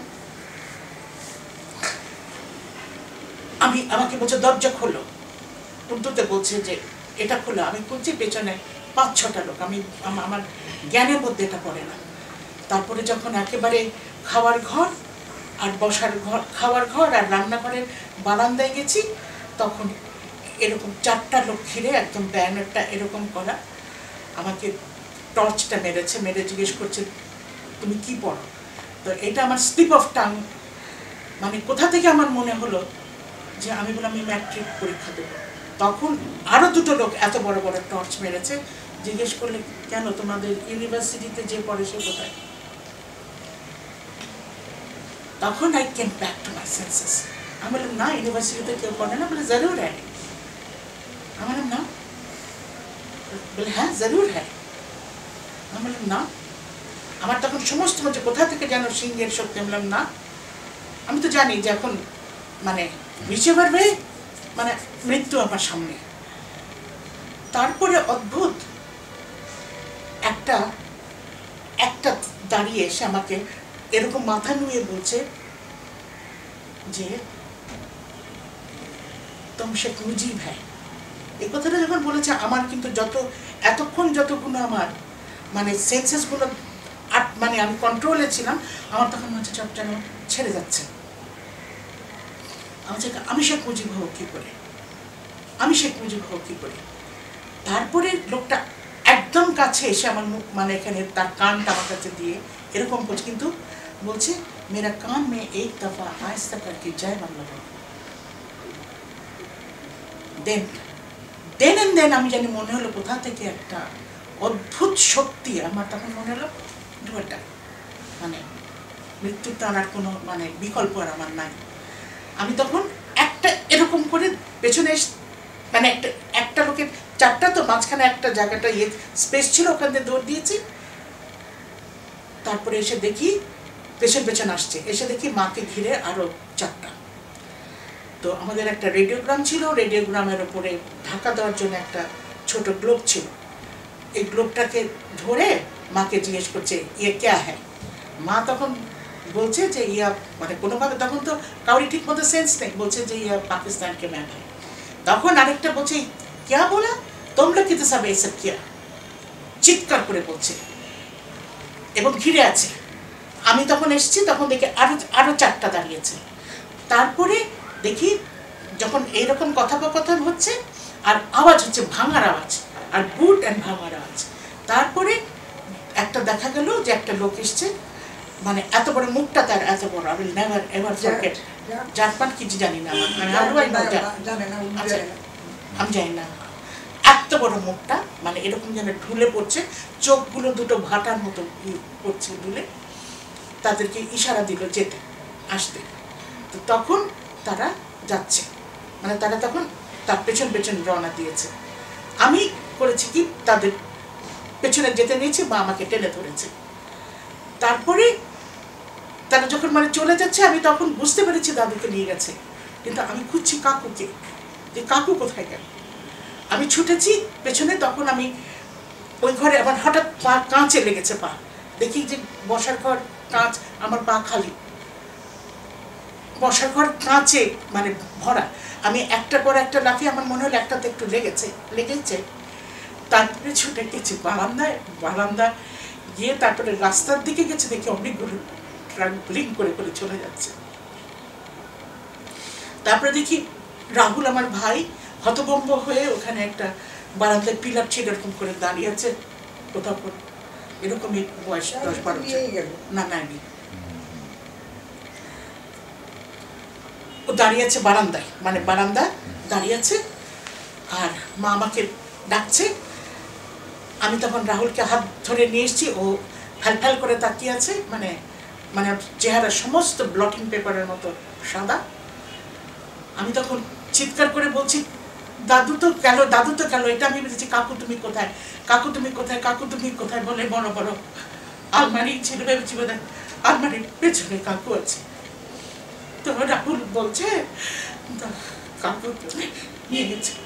তারপরে আমি বলছি না, কাকুকে নেয়নি। আমি এদিক দিয়ে ছুটতে গেছি, দেখি আমার পা স্লিপ করে কিছু পড়ে গেল, স্লিপ করলাম। তাই ভাবলাম যে আমার পা যে কেটেছে, ওই পায়ের রক্ত আমি ছুটতে ঘরে গেছি, দেখছি মশারি দুটো এরকম করে উঠছে, নোবডি ইজ দেয়ার। আমি চিৎকার করে কাঁদছি, মা এসে মুখের মধ্যে গামছা দিয়ে বলছে জোরে খেতে, আবার ফেরত আসবে। এরকম করে তখন তো শেষ রাতের দিকে প্রায় হয়ে গেল। সারা রাত আমি বসে রইলাম, ওই ঘরে বসে রইলাম। পরের দিন সকালে পাশের বাড়ির লোকরা এসে বললো যে বৌদি, ওরা দেখে গেছে কি কারণে আপনাদেরকে মানে স্পর্শ করে নেই, এটা আল্লাহ ছাড়া কেউ বলতে পারবে না। আপনাদেরকে এই মুহূর্তে বাড়ি ছেড়ে চলে যেতে হবে, কারফিউ উঠালেই, কারণ ওরা আবার আসবে। ইয়েকে দাদুর কথা বললো যে আমরা দেখেছি ভেন্টিলেটর দিয়ে উঠিয়েছে। আর মনে হয় দু পায়ে ধরে ডেড বডি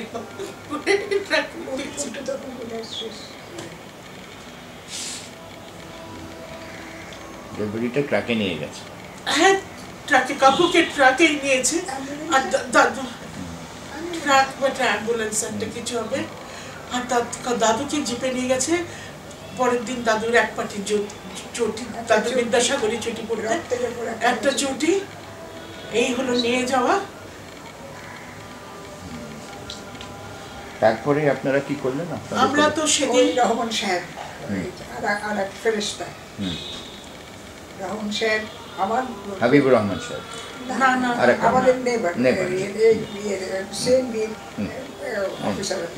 তো উনি নিয়ে এসে ও সামনে নিয়ে আসেননি, ওই দিক থেকে ক্লায়েন্টদের ল্যাট্রিনের ওখান দিয়ে এসে আমার বাথরুমের ওপর থেকে ব্লক করছে। আমি বলেছি ওরা কোথায় নিশ্চয়ই। আমি খুলেছি, খুলে বললো কি বৌদি এক শিগগির এখন যেতে হবে। তখন যাই 10:30, 8:30, 9টা করতে পারি, কিন্তু এক্ষুনি যেতে হবে আপনাকে। এই কী করে যাবো আমরা বললে, আমি বললাম তাহলে কী করবো, দুজনকে নিয়ে আমি তো এতে দেয়াল টপকে যেতে পারবো, ওরা তো পারবে না। তো তারপরে বললো দাঁড়া, আপনি তো সামনে দিয়ে যেতে পারবেন না, আপনার তো সমস্ত বাড়ি ঘেরা আর্মি দিয়ে, আপনাকে যেতে হবে পেছন দিয়ে, পেছন দিক থেকে ওই ওখান থেকে দেওয়াল দিয়ে ওদের বাড়িতে গিয়ে, তারপরে ওই ওদের বাড়ি থেকে ওইভাবে গেলাম ওদিকে গিয়ে, তারপরে রাস্তার মাঝখানে বলে দিয়ে বৌদি কোথায় যাবে না, তখন রাস্তায় দেখলাম রক্তাক্ত গেট, রাস্তায় সমস্ত রক্ত। তখন আমি বললাম যে আর কিছু মুখ এলো না, বললাম দারোগা বাড়ি।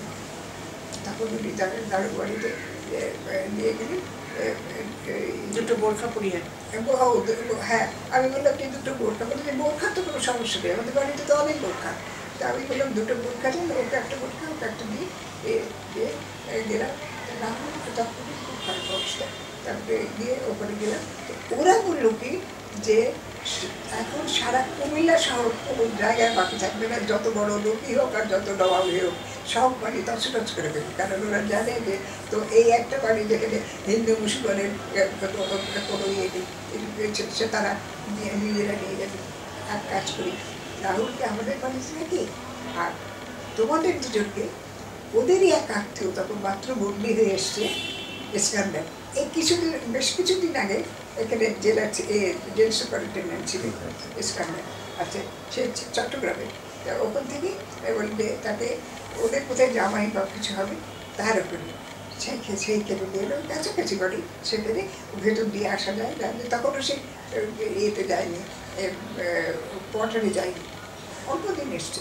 তো তখন ওখানে দিয়ে গেলো, ওখানে আমি আর ওখানে এই যে 2 দিন 3 দিন যে গেল, তারপরে পরের দিন 1 তারিখে সেই ছেলেটি যে কী করেছে আর কী নাম করেছে, আর খালি বলছে যে আমার ওয়াইফ আর বাচ্চা ভাই, এই আমার পরিবার চট্টগ্রামে মেরে ফেলেছে নিশ্চয়ই, টেলিভিশন খোলা আনিয়ে এই করছে।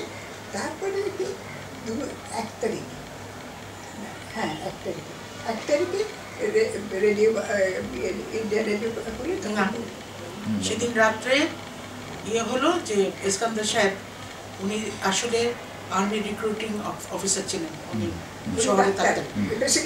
আচ্ছা, তারপরে ওনার বাড়িতে ওনার আপন বোনেদেরকে জায়গা দেয়নি, বলছে যে তোমাদের সবাই জায়গা দেবে, এদেরকে জায়গা দেবে না। এবং আমরা সেদিন আমি মানে অঝরে তো পাগলের মতো কাঁদছি, কলা দিয়ে তো জল যায় না, তখন সেই ইয়া চেঁচাচ্ছে, টিক্কা খান চেঁচাচ্ছে, টেলিভিশনে।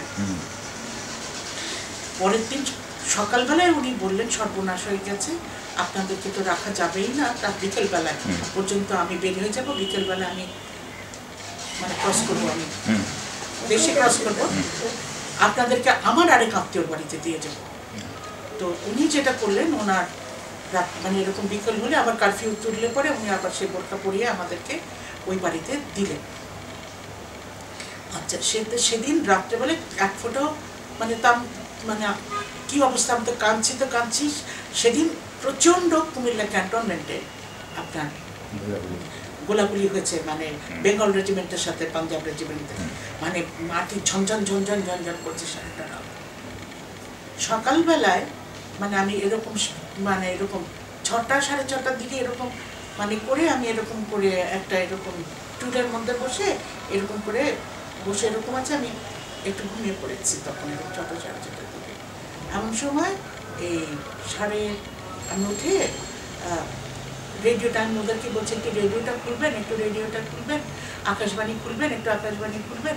তো বলছি কি আচ্ছা খুলে দিচ্ছি, তুমি শুনবে? আমি বললাম আমি শুনবো। তো আমি শেষ শব্দটা খুলেছি পরে বলছে, আমরা এই বিশিষ্ট বর্ষীয় নেতাকে এই বলছেন যে এই কি বলেছেন, এই রিজিয়নাল বাংলাটা কি বলেছিল জানি না, হ্যাঁ মানে এই পাক ভারতেরই কথা বলেছেন, হ্যাঁ মানে বিশিষ্ট ইয়েকে প্রবীণ নেতাকে শ্রদ্ধা জানায়। বলছি কি বললো, তা আমার কানে এটা কেন লাগলো শ্রদ্ধা জানায়? আমি তারপরে মুখটা ধুয়ে এসে জাস্ট মানে আমি বললাম কার কথা বললাম, আবার খুললেন তো কোথায় কোনো নিউজ নেই।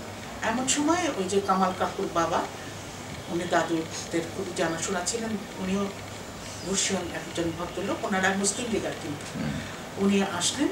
নাজারিয়া প্রেস কুমিল্লা ছিল তাদের মালিক, তো দারোগা বাড়ির উনি এসে ওনার 3 ছেলের সামনে আরো তার সাথে আরো কয়জন এসে বললো বুয়া কোথায়, মানে ধরেই বলছে বুয়া কোথায়। তো আমি সামনে বলে দাদু আমি তো বললো যে দাদু আমার তুমি সব কিছু সইতে পারবে? আমি বললাম কিছুটা পারবো কিছুটা পারবো না। বললো আর যে তোমাদের আমরা দেশে এখানে রাখতে পারবো না। বলছি কি বলছো দাদু? বলে তোমাদেরকে আর রাখা যাবে না। বলছি কেন? বলে একটু আগে নিউজে আমরা প্রত্যেকে শুনেছি লোকসভায় মিসেস ইন্দিরা গান্ধী তোমার দাদুর স্মরণে নীরবতা পালন করেছেন এবং তারা ডিক্লেয়ার করেছে তাকে মেরে ফেলেছে পাকিস্তানি আর্মিরা, এবং তাকে বিশেষভাবে শ্রদ্ধা জানিয়েছে লোকসভায়।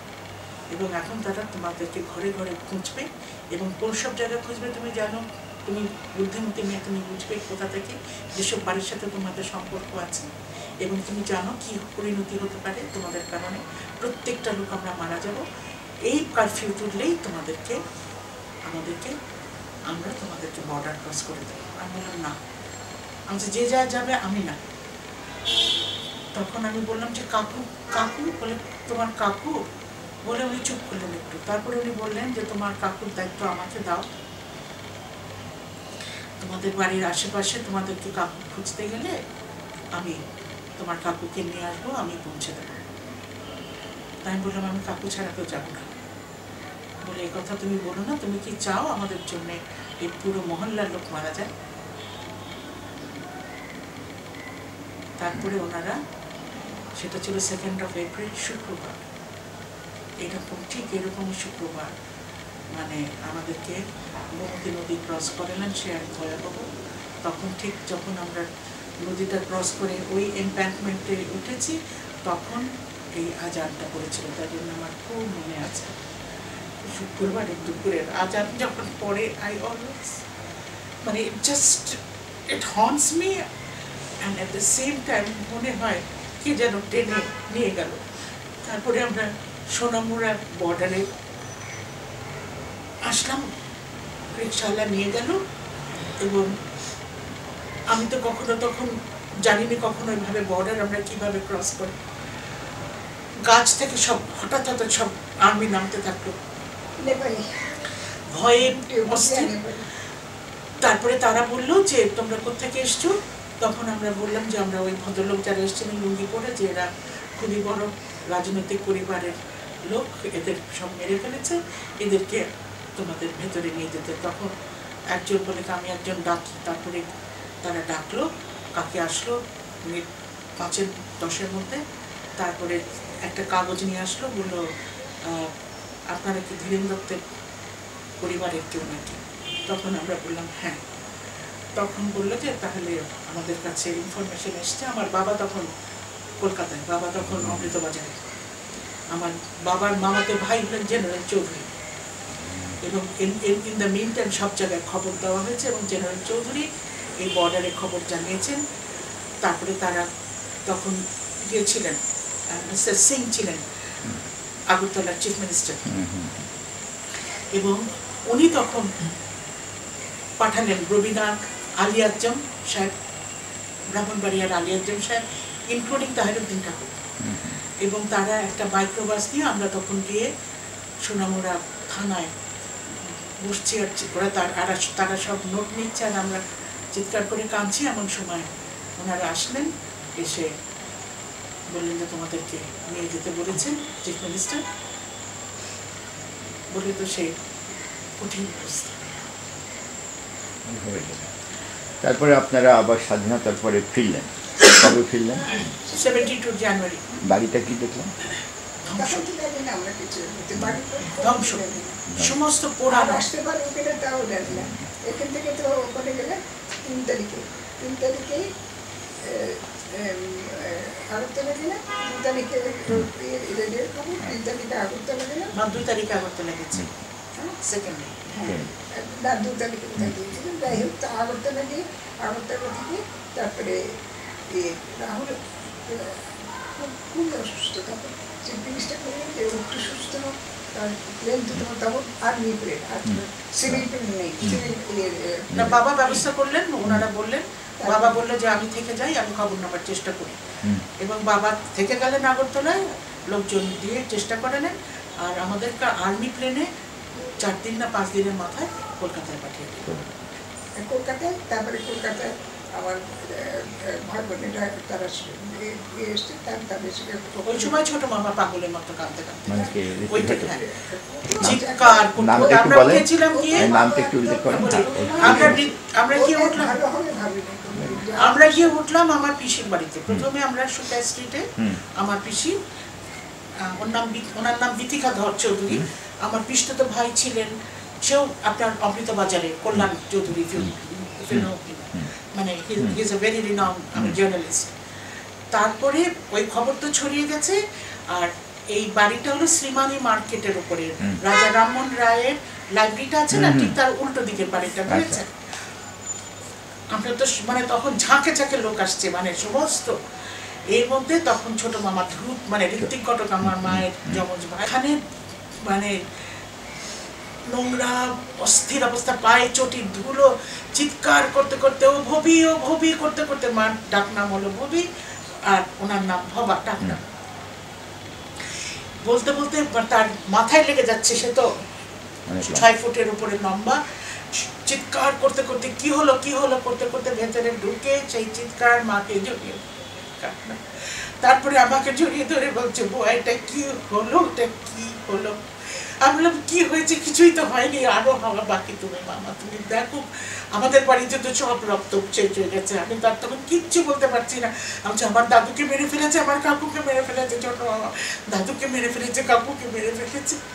তখন বলছে, তখন মাটিতে বসে ছোট মামা খালি কাঁদছে, এটা কি হলো আমার এটুকুনি, আমার তখন ওইটুকুনি মনে আছে। তারপরে এটা চলতেই থাকলো, মামা প্রায় ঘুরে ঘুরে আসতো। তারপরে একবার আমাকে যে পরে সাইথে নিয়ে গেল, সেটা তো আলাদা, সেই সময় নিয়ে গেল, মানে তারপরে নিয়ে গেল। তারপরে আমার মাসি এসে, আমার বড় মাসি মাদের বড় বোন, উনি নিয়ে গেলেন যোধপুর পার্কে। তারপরে পর্যায়ক্রমে মার যে 3rd বোন ব্রততী দেবী, ওনারা পন্ডিচেরির শ্রী অরবিন্দ আশ্রমে, 3rd বোনই তো বলেছি, 3rd বোন, ওনার নাম ব্রততী দেবী, ওনারা পন্ডিচেরি আশ্রমের আশ্রমবাসী, 40 শতক ধরে তারা ওখানে শ্রী অরবিন্দ আশ্রমে ওনারা ওখানে আশ্রমাইটস। তারপরে মিলিমা, নাম ডাকনাম মিলিমা বললো, এই আমরা তখন, আমি ব্যারিস্টার আমিরুল ইসলামের সাথে বাবা আসলেন, বাবার সাথে বাবা তো দৌড়াচ্ছে তাজউদ্দিন কাকার সাথে একসাথে, এরা তো মানে একটার পর একটা যাচ্ছে, মানে কি অবস্থা যাচ্ছে, পিএন হাকসারকে লেখা বসা, ইয়ার মল্লিকরা কাকারা চলে এসছে এদিকে, মানে একটা, তারপরে বাদশা ভাই, সমস্ত বাবা ওখানে বসে দেখছে, কারণ বাবা মানে টেরিফিক রাইটার সঞ্জীব দত্ত, আমার বাবা সঞ্জীব দত্ত, এবং ভেরি রিনাউন্ড জার্নালিস্ট, এবং এই যোগাযোগগুলো পিএন হাকসার একটু সবাই সাথে তখন ওরা সব বসে ইয়ে করছে। তখন ব্যারিস্টার আমিরুল ইসলাম সাথে আমাদের অন্য যোগাযোগ একটা আছে, সেটা পরে বলবো। উনি তখন উনিও কিন্তু ওই বাড়িতে এসে উঠলেন, আমার পিসির বাড়িতে। তারপর ওনাদের সাথে আমরা শরণার্থী ক্যাম্পে গিয়েছে, ওই রকমই শুনতে শুনতে আমার যখন মনে হলো যেন আমি মানে আমার নামটাই আমি তখন ভুলে যাচ্ছি। তো তখন মিলিমারা বললো যে না, থাকার দরকার নেই, তোমরা, আমি মাদারের কাছে পারমিশন নিচ্ছি, শ্রী অরবিন্দ আশ্রমের মানে হেড তখন শ্রীমা, কারণ ওখানে না হলে, হ্যাঁ না পারমিশন দিলে না হলে যাওয়া যায় না। তো তখন আমাদের তো কোনো কাপড় নেই, আমাদের সেকেন্ড পরার কাপড় নাই। তারপরে আমার বাবা তখন 2টো কাপড় কিনে দিয়েছিল, মাকে 2টো, আমাকে 2টো, ওই আমাদের কাপড়। তারপরে অন্যরা কাপড় দিতে থাকলো, মানে কি, মানে এটা যে কি জিনিস মানে ভাবা যায় না। তারপরে ওনারা আমাদেরকে একটা সুটকেস কাপড় পাঠালেন, মানে জামা কাপড়, পেটিকোট, যেটা এসেন্সিয়াল যা লাগে, ট্রেনের টিকিটও পাঠালেন। তারপরে আমরা এইরকম জুন মাসের দিকে পন্ডিচেরি চলে গেলাম। তারপরে আমরা ফিরে আসলাম, এবং কে প্রথম টেলিগ্রামটা দিয়েছিলেন জানেন? তাজউদ্দিন কাকা। টেলিগ্রাম দিয়েছিলেন, our country has been free.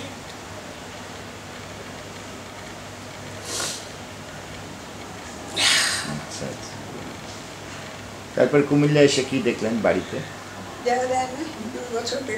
বাড়িতে এসে দেখলাম শুধু বাড়িটা স্ট্রাকচারটা আছে, জিনিসপত্র কিচ্ছু নেই, আর ছাই।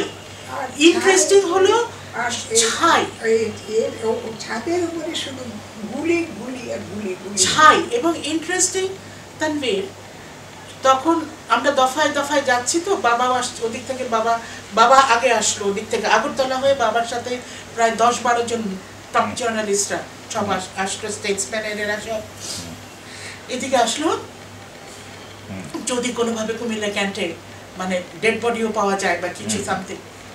তারপরে আমরা আসলাম কিন্তু মনেম সরকারের সাথে, হ্যাঁ মনেম কাকার সাথে একদম ক্যারাভেনে, ট্রাকে কখনো, গরুর গাড়িতে চড়ে কখনো, হেঁটে কখনো, আমরা যশোর হয়ে আপনার ওই খুলনা ওদিক হয়ে যশোর হয়ে, তারপরে আমরা 4 দিনে এসে পৌঁছেছিলাম। তারপরে এখান থেকে যখন কুমিল্লা যেতে যাচ্ছি, তখন তো একটাও ইয়ে নেই, ফেরি সব উড়ে গেছে না, কি অবস্থায়। তখন প্রায় 10 ঘন্টা 12 ঘন্টা করে করে কোনোভাবে গেছে কুমিল্লায়। আমরা গিয়ে উঠলাম, আমার ছোটবেলার বন্ধু ওখানে ছিলেন, ওনার বাবা ছিলেন ডক্টর আব্দুল মান্নান, আর ওনার মেয়ে ছিল মাহেরা, আমার ক্লাসমেট, ছোটবেলার ক্লাসমেট। তো মান্নান কাকু এসে, মানে কাকিমার কাকু এসে বললো, কোথায় তোমরা থাকবে? আমার বাড়িতেই তো থাকবে বলে উনি ওনাদের বাড়িতে, এবং একজন ফ্রেঞ্চ জার্নালিস্টকে উনি বাঁচিয়েছিলেন খড়ের গাদায় লুকিয়ে, হ্যাঁ।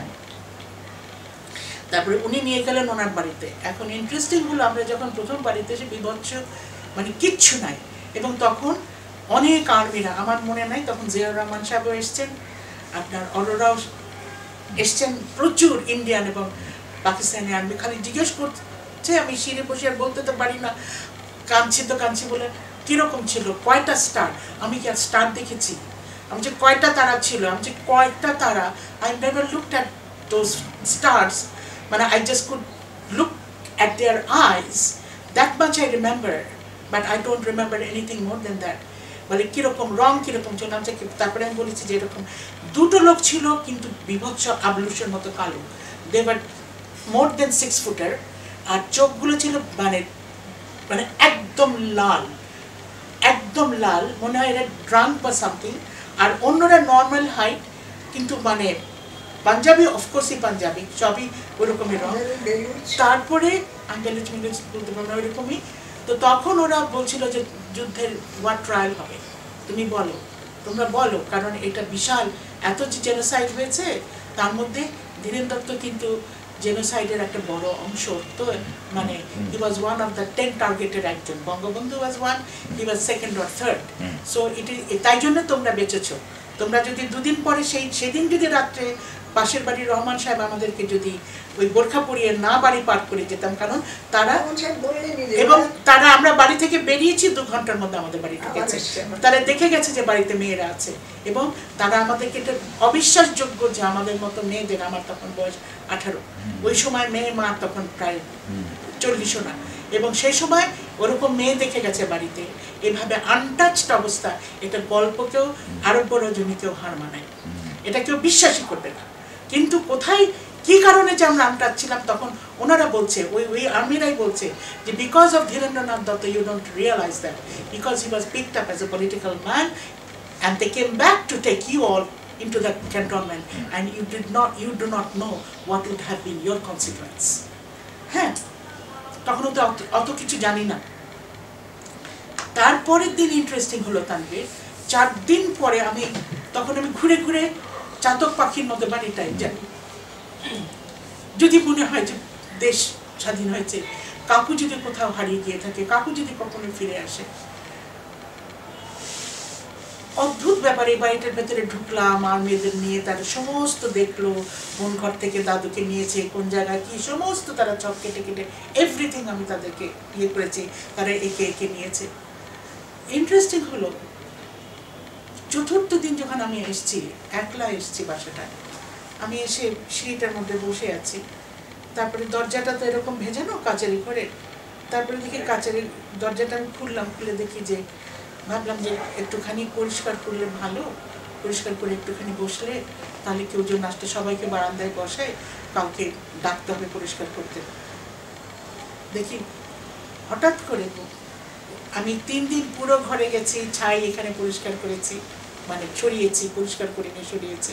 হঠাৎ দেখি ঠিক ওই জায়গায় বই, একটা বই, দাদুর সব থেকে প্রিয় বই, দাদু জেলখানায় গেলেই এই বইটা পড়তেন, টলস্টয়ের ওয়ার অ্যান্ড পিস। অদ্ভুত এই ব্যাপারটা।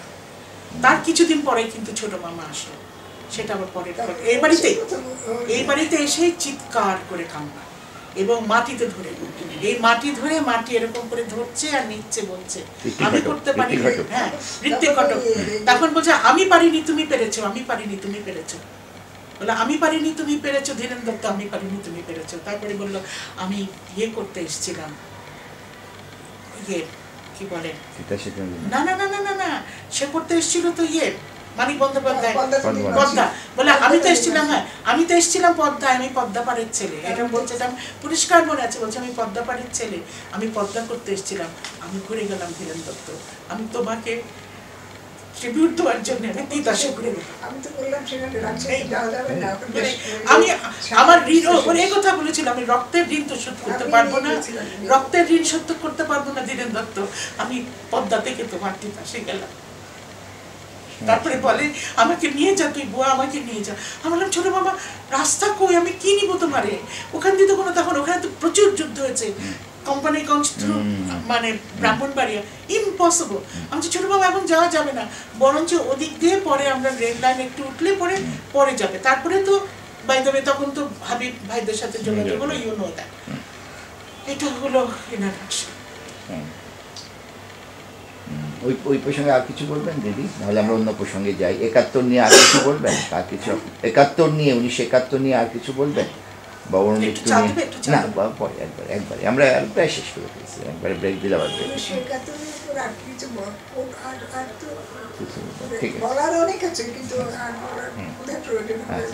আচ্ছা দিদি একটু বলেন তো যে ওর তারপরে এইটাই বললাম যে বলছি যে এত পরেও যে শেষ রক্ষা করতে পারবে, যেটা আমাকে এখনো শুধু যন্ত্রণা শুধু এত এত রকমের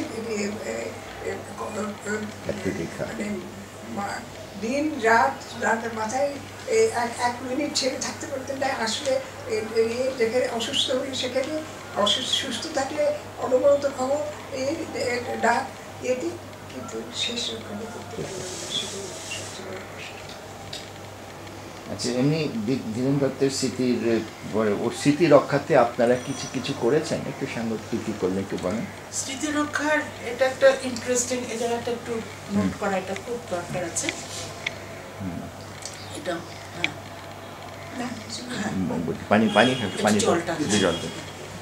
জলটা একটু বলেন, আমরা প্রায় শেষ করে ফেলেছি। বলেন ওই বইগুলো কি আপনার হাতে দেবে, তাদের সুবিধা আছে কিছু? বইগুলো এগুলো দুটো বই দাও, বইগুলো একটু নেড়ে চেড়ে বললে পরে আমরা কভারেজ, বইগুলো কভারেজ শর্ট নিয়ে নিও পরে। ওইটাও দিয়ে রাখো, দুটো দিয়ে রাখো। এই তুমি একটু বাইরে গিয়ে মহিউদ্দিনকে ফোন করে দেখো, যদি গাড়ি রেডি হয়ে থাকে চলে আসো, বা স্টেশন দূরে থেকে ফোন করো। হ্যাঁ দূরে যে আচ্ছা, আর আসতে পারবে কিনা ওটা জানো। হ্যাঁ যেটা হলো যখন বাড়ি থেকে যাচ্ছি 29শে মার্চ যখন ঘর থেকে বেরোচ্ছি, তখন ওনারা বললেন কিছু টাকা দিচ্ছি, কটা বই কিনা তাহলে করতে পারবে। বললাম কাকু আমি গেটিং সো বোর্ড। বললে তাহলে বই কিনা। তো কাকু আমাকে 100 টাকা দিয়েছিল, 100 টাকার একটা নোট।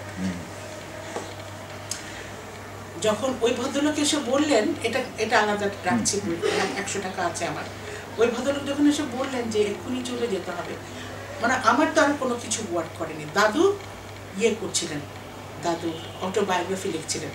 কোর্ট থেকে প্রত্যেক দিন এসে আমার কাকুকে ডিকটেশন, চা খেয়ে ছানা খেয়ে 1 ঘন্টা কাচারি ঘরে যাওয়ার আগে 1 ঘন্টা কাকুর ডিকটেশন নিতেন, দাদু ডিকটেশন দিতেন, কাকু ডিকটেশন নিতেন।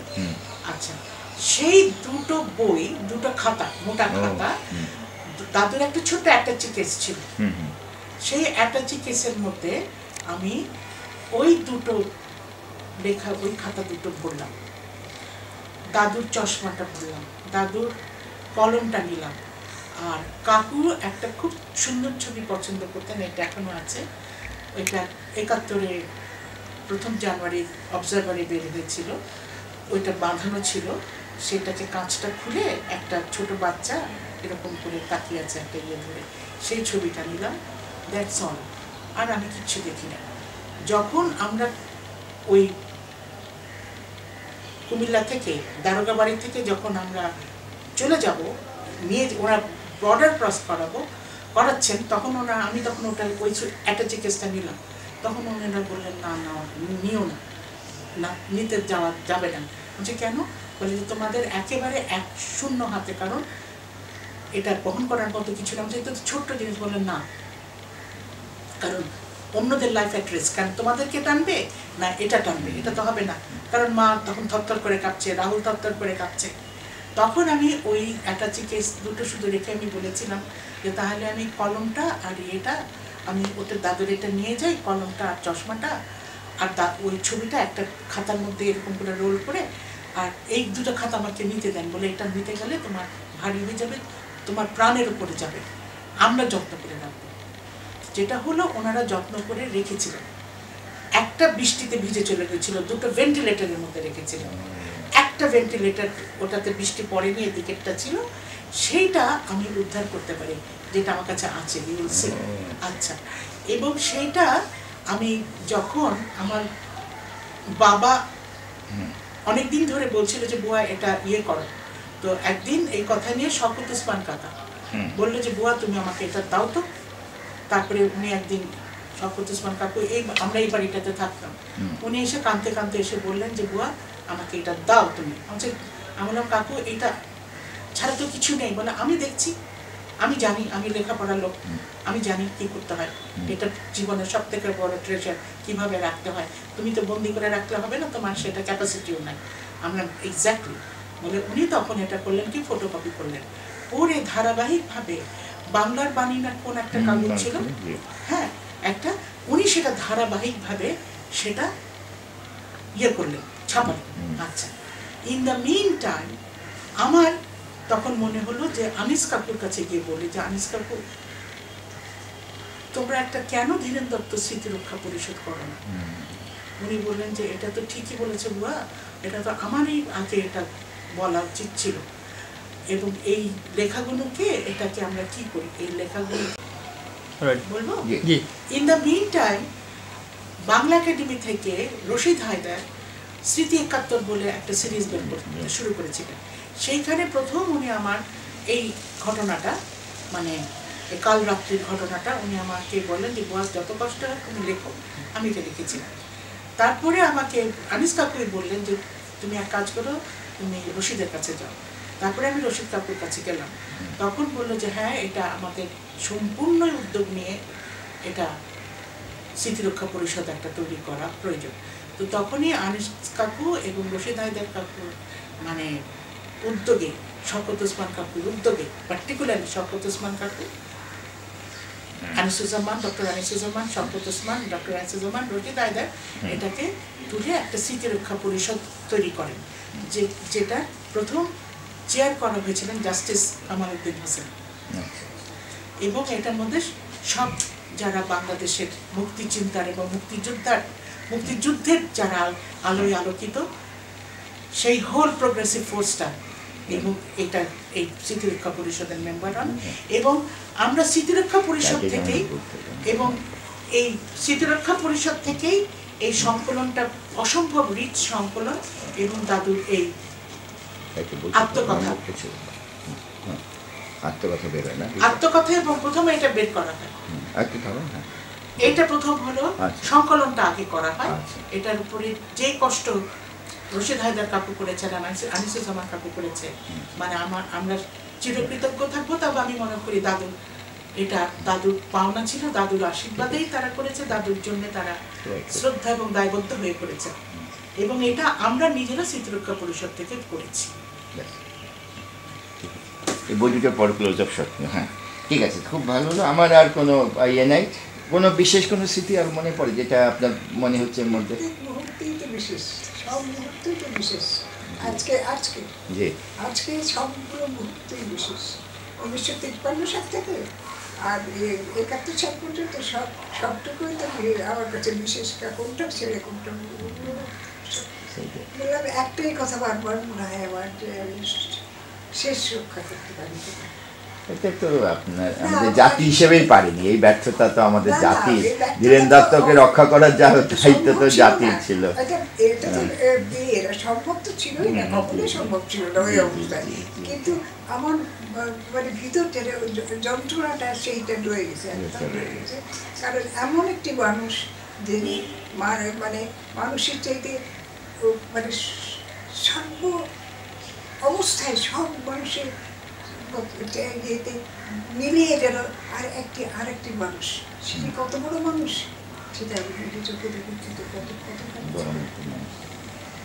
আমার আর কোনো প্রশ্ন নাই, যদি আর কিছু আপনাদের মনে পড়ে, আর আমাদের যদি কিছু মনে করেন যে এই পয়েন্টটা বাদ পেল, আপনার ইন্টারভিউ আমরা অন্য জায়গাও হবে, কুমিল্লার বাড়িতেও হবে হবে। যদি বলেন আর কিছু বলতে চান তাহলে দেখেন তো কিছু মনে পড়ে, আর যেটা মনে থাকলে বলে যে কথাটা বলতে বলেন তো। যে আপাদমস্তক একজন বাঙালি, আপাদমস্তক একজন দেশপ্রেমী, আপাদমস্তক একজন সৎ মানুষ, এবং সে জন্মেই ছিল যেন এই দেশটার জন্য, জন্মেই ছিল মানুষের জন্য। এবং এইরকম নির্লোভ একটা মানুষ, এবং একটা যে খাঁটি যে দেশপ্রেমিক, এরকম খাঁটি দেশপ্রেমিক কিন্তু সচরাচর মানে চোখে পড়েই না। এবং সে কিন্তু স্বেচ্ছায় জীবন দান করে গেছে, নোয়িং এভরিথিং দ্য কনসিকুয়েন্স। এবং তাকে যেভাবে যে কঠিন অত্যাচারে হত্যা করা হয়েছে, হি নিডেড অনলি ওয়ান বুলেট। এবং তার পানিশমেন্টটা কিসের জন্য ছিল? সে 48-এর তার প্রস্তাব, যে 48-এ 23শে ফেব্রুয়ারি 24শে ফেব্রুয়ারি যেই আপনার কনস্টিটিউয়েন্ট অ্যাসেম্বলিতে গণপরিষদে বাংলা ভাষার জন্য যে প্রথম যিনি মানে ফর্মালি যিনি প্রস্তাব তুলেছিলেন, তখন কিন্তু লিয়াকত আলী খান বলেছেন, "He will not be spared for breaking Pakistan." And he wasn't spared, and not in a very simple way. তার সামনে তাকে তার ছেলেকে হত্যা করেছে, তাকে অকথ্য অত্যাচার করেছে। তারপরে কথাটা হলো, আমরা বাঙালি, মেমোরিটা খুব শর্ট। তারপরেও আমরা মনে করি যে না, ধীরেন দত্তের মতো মানুষ ছিল, বঙ্গবন্ধুর মতো মানুষ ছিল, সাধারণ কঠিন কৃষক দরিদ্র মানুষ দেশপ্রেমিক ছিল বলে আজকে ছাত্র, বিশেষ করে ছাত্র এবং কৃষক সাধারণ মানুষ ছিল বলে আমাদের এই দেশটা কিন্তু স্বাধীন হয়েছিল। তাজউদ্দিন কাকার মতো লোক ছিল, এরকম আরও কয়েক হাজার লোক ছিল, আর কয়েক লক্ষ সাধারণ মানুষ যারা ওন করেছে দেশটাকে, যারা একবার ভাবেনি আমার কি হবে, আমার কন্যার কি হবে, আমার ছেলের কি হবে, আমার সংসারের কি হবে, এবং সেই জায়গাটাকে আমরা কিভাবে ধরে রাখবো, এই কথাটা সেটা করলেই ধীরেন দত্তের প্রতি শ্রদ্ধাঞ্জলি দেওয়া হয়, এটাই মনে হয়। আরেকটা জিনিস হচ্ছে কি, যেটা বলি, এই যে বাড়িতে মানে যত পলিটিশিয়ান, যত বড় মানুষ, সব সকলের বড় বড় ছবি সমস্ত বাড়িটাতে ইয়ে করেছিল। প্রায় ওনাকে ওরা লয়াররা প্রায় তো খেতে তাদেরকে ডেকে নিয়ে এসে খেতে, দাদা এই মোহাম্মদের বেটিরা এই ছবি কেন রেখে এটা রেখেছেন কেন, এর জন্য উনি চুপ করেছেন। হঠাৎ একদিন আমি ওর চিৎকার শুনি, আমার খাওয়ার পাশে বসানো গিয়ে উনি বলছেন, কী বললো তোমরা, কী বললো? হি ওয়াজ মাই কলিগ, আমি 35 ইয়ার্স তার সঙ্গে হাউস করেছি। ডিফারেন্স অফ ওপিনিয়ন থাকতে পারে আমার যে কোনো, তার মানে এই নয় যে সে আমার ভাই না, সে আমার মা না, বোন না, সে আমার বাবা না, সে আমার বন্ধু না, সেটা তো হতে পারে না, কখনই হতে পারে না। এই আর একটা যেটা, সেটা নাজিমুদ্দিন, যে নাজিমুদ্দিন এই 48-এ সবচেয়ে বেশি খারাপ দিয়েছিল। আচ্ছা, আর কুমিল্লায় উনি একটু অসুস্থ, এর মধ্যে শুনে যে নাজিমুদ্দিন সাহেব এখানে এসেছিলেন আগে, তো ওদের নবাববাড়ি স্কার্টনে অনেকগুলো বাড়ি বলে গেছে, ছোটো ছোটো, বেশি বড় বড় না, এগুলো ছোটো ছোটো বাড়ি, তো ওইখানে এনে রেখেছে। তো উনি বললেন যে আমার তো মনটা খুব খারাপ লাগছে মা, কী করি, কারণ আফটার সে আবার এতদিনই নেই, যে তারপরে তুমি এক কাজ করো, আমি লিখে দিই কন্ডোলেন্স এটা, আর তুমি এই সকালে 7টার প্লেনে গিয়ে তুমি ওখানে গিয়ে আবার 1টা প্লেনে চলে এসো। আমি না থাকলে তো আমার চলবে না, কি খাওয়াবে, কে ইয়ে করবে। তো তারপরে আমি গিয়ে এলাম, এসে করে দেখি যে বড় স্ল্যাব বরফের তারপরে শোয়ানো রয়েছে। আমি বুকের ওপর ওটা রেখে এই করে আমি আবার 1টা প্লেনে চলে গেলাম।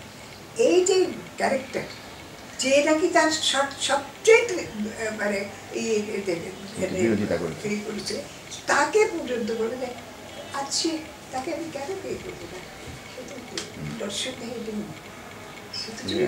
তার অ্যাজ এ লয়ার একটা জায়গা আমি তার লেখা থেকে বলি। Mister T.S.. ইলিয়াস সাহেব জজ হয়ে আসিয়াছেন। তিনি 1921 সালে ব্রাহ্মণবাড়িয়ার মহকুমা হাকিম ছিলেন। লবণ সংগ্রহ আরম্ভ হইয়া গিয়াছে। গান্ধীজি সবরমতী আশ্রম ভাঙিয়া দেওয়ার প্রসিদ্ধ ডান্ডি মার্চ আরম্ভ করিয়াছেন। ভারতবর্ষের সমস্ত প্রদেশে তো আমান্য আন্দোলন ভীষণ আকার ধারণ করে। সরকার স্থানীয় সমস্ত ব্যক্তিকে গ্রেপ্তার করে জেলে নিতে আরম্ভ করিলেন। সর্বত্র জেল ভর্তি হইয়া গেল। এই অত্যাচারের ফলে আন্দোলন আরো তীব্র হয়ে উঠিল। এই উপলক্ষে সর্বত্র সভা সমিতি হইতেছে। আমি একদিন ব্রাহ্মণবাড়িয়া যাইতেছিলাম। আমাদের জজ সাহেব মিস্টার এলিস জিজ্ঞাসা করেন, ধীরেন বাবু কোথায় যান? আমি বলিলাম ব্রাহ্মণবাড়িয়া। মিস্টার এলিস সাহেব বিদ্রুপ করিয়া বললেন, ব্রাহ্মণবাড়িয়াতে তো লবণ নাই। তিনি এত বৃদ্ধপাত্র বলিয়াছিলেন যে আমি নিজেকে সংবরণ করিতে না পারিয়া বলিলাম, I am going to Brahmanbaria to attend a meeting in which it will be discussed how to drive you, the foreigners, out of this country. জজ সাহেব সঙ্গে একজন অসাধারণ একজন নতুন যুবক অ্যাসিস্ট্যান্ট ম্যাজিস্ট্রেট ছিলেন। তিনি আমার এই মন্তব্য অত্যন্ত অপমান বোধ করিয়া উত্তর না দিয়া দৌড়াইয়া চলিয়া যায়। ইহার কয়েকদিন পর জজ সাহেব আমার একটি মকদ্দমায় আমার অনুপস্থিতিতে আমার মক্কেলের বিরুদ্ধে হুকুম দেন। উক্ত আদেশ রহিত করিবার জন্য আমি একটু দরখাস্ত করিলে জজ মিস্টার এলিস বলিলেন, it is unfortunate that your client selected you as a lawyer, you are out on propaganda. আমি উত্তর করিলাম, then I take it that you did not reject my petition on merits, but on the ground that the client has selected me as a lawyer. বুঝে থাকি। ইংরেজ জজ বুঝিতে পারিলেন যে তার মন্তব্য বিচারের পক্ষে ঠিক হয় নাই, আর তৎক্ষণাৎ বলিলেন, it is not so. আমি বলিলাম, please do not eat up your words. Please record what you have stated before. এই কথা বলিয়া চলে আসি। আমি তখন বার অ্যাসোসিয়েশনের সেক্রেটারি। সাংঘাতিক কি মেরুদণ্ডের জোর। ওই সময় ইংরেজদের সঙ্গে বসে এরকম তর্ক করা এখন কয়জন পারবে? আরেকটা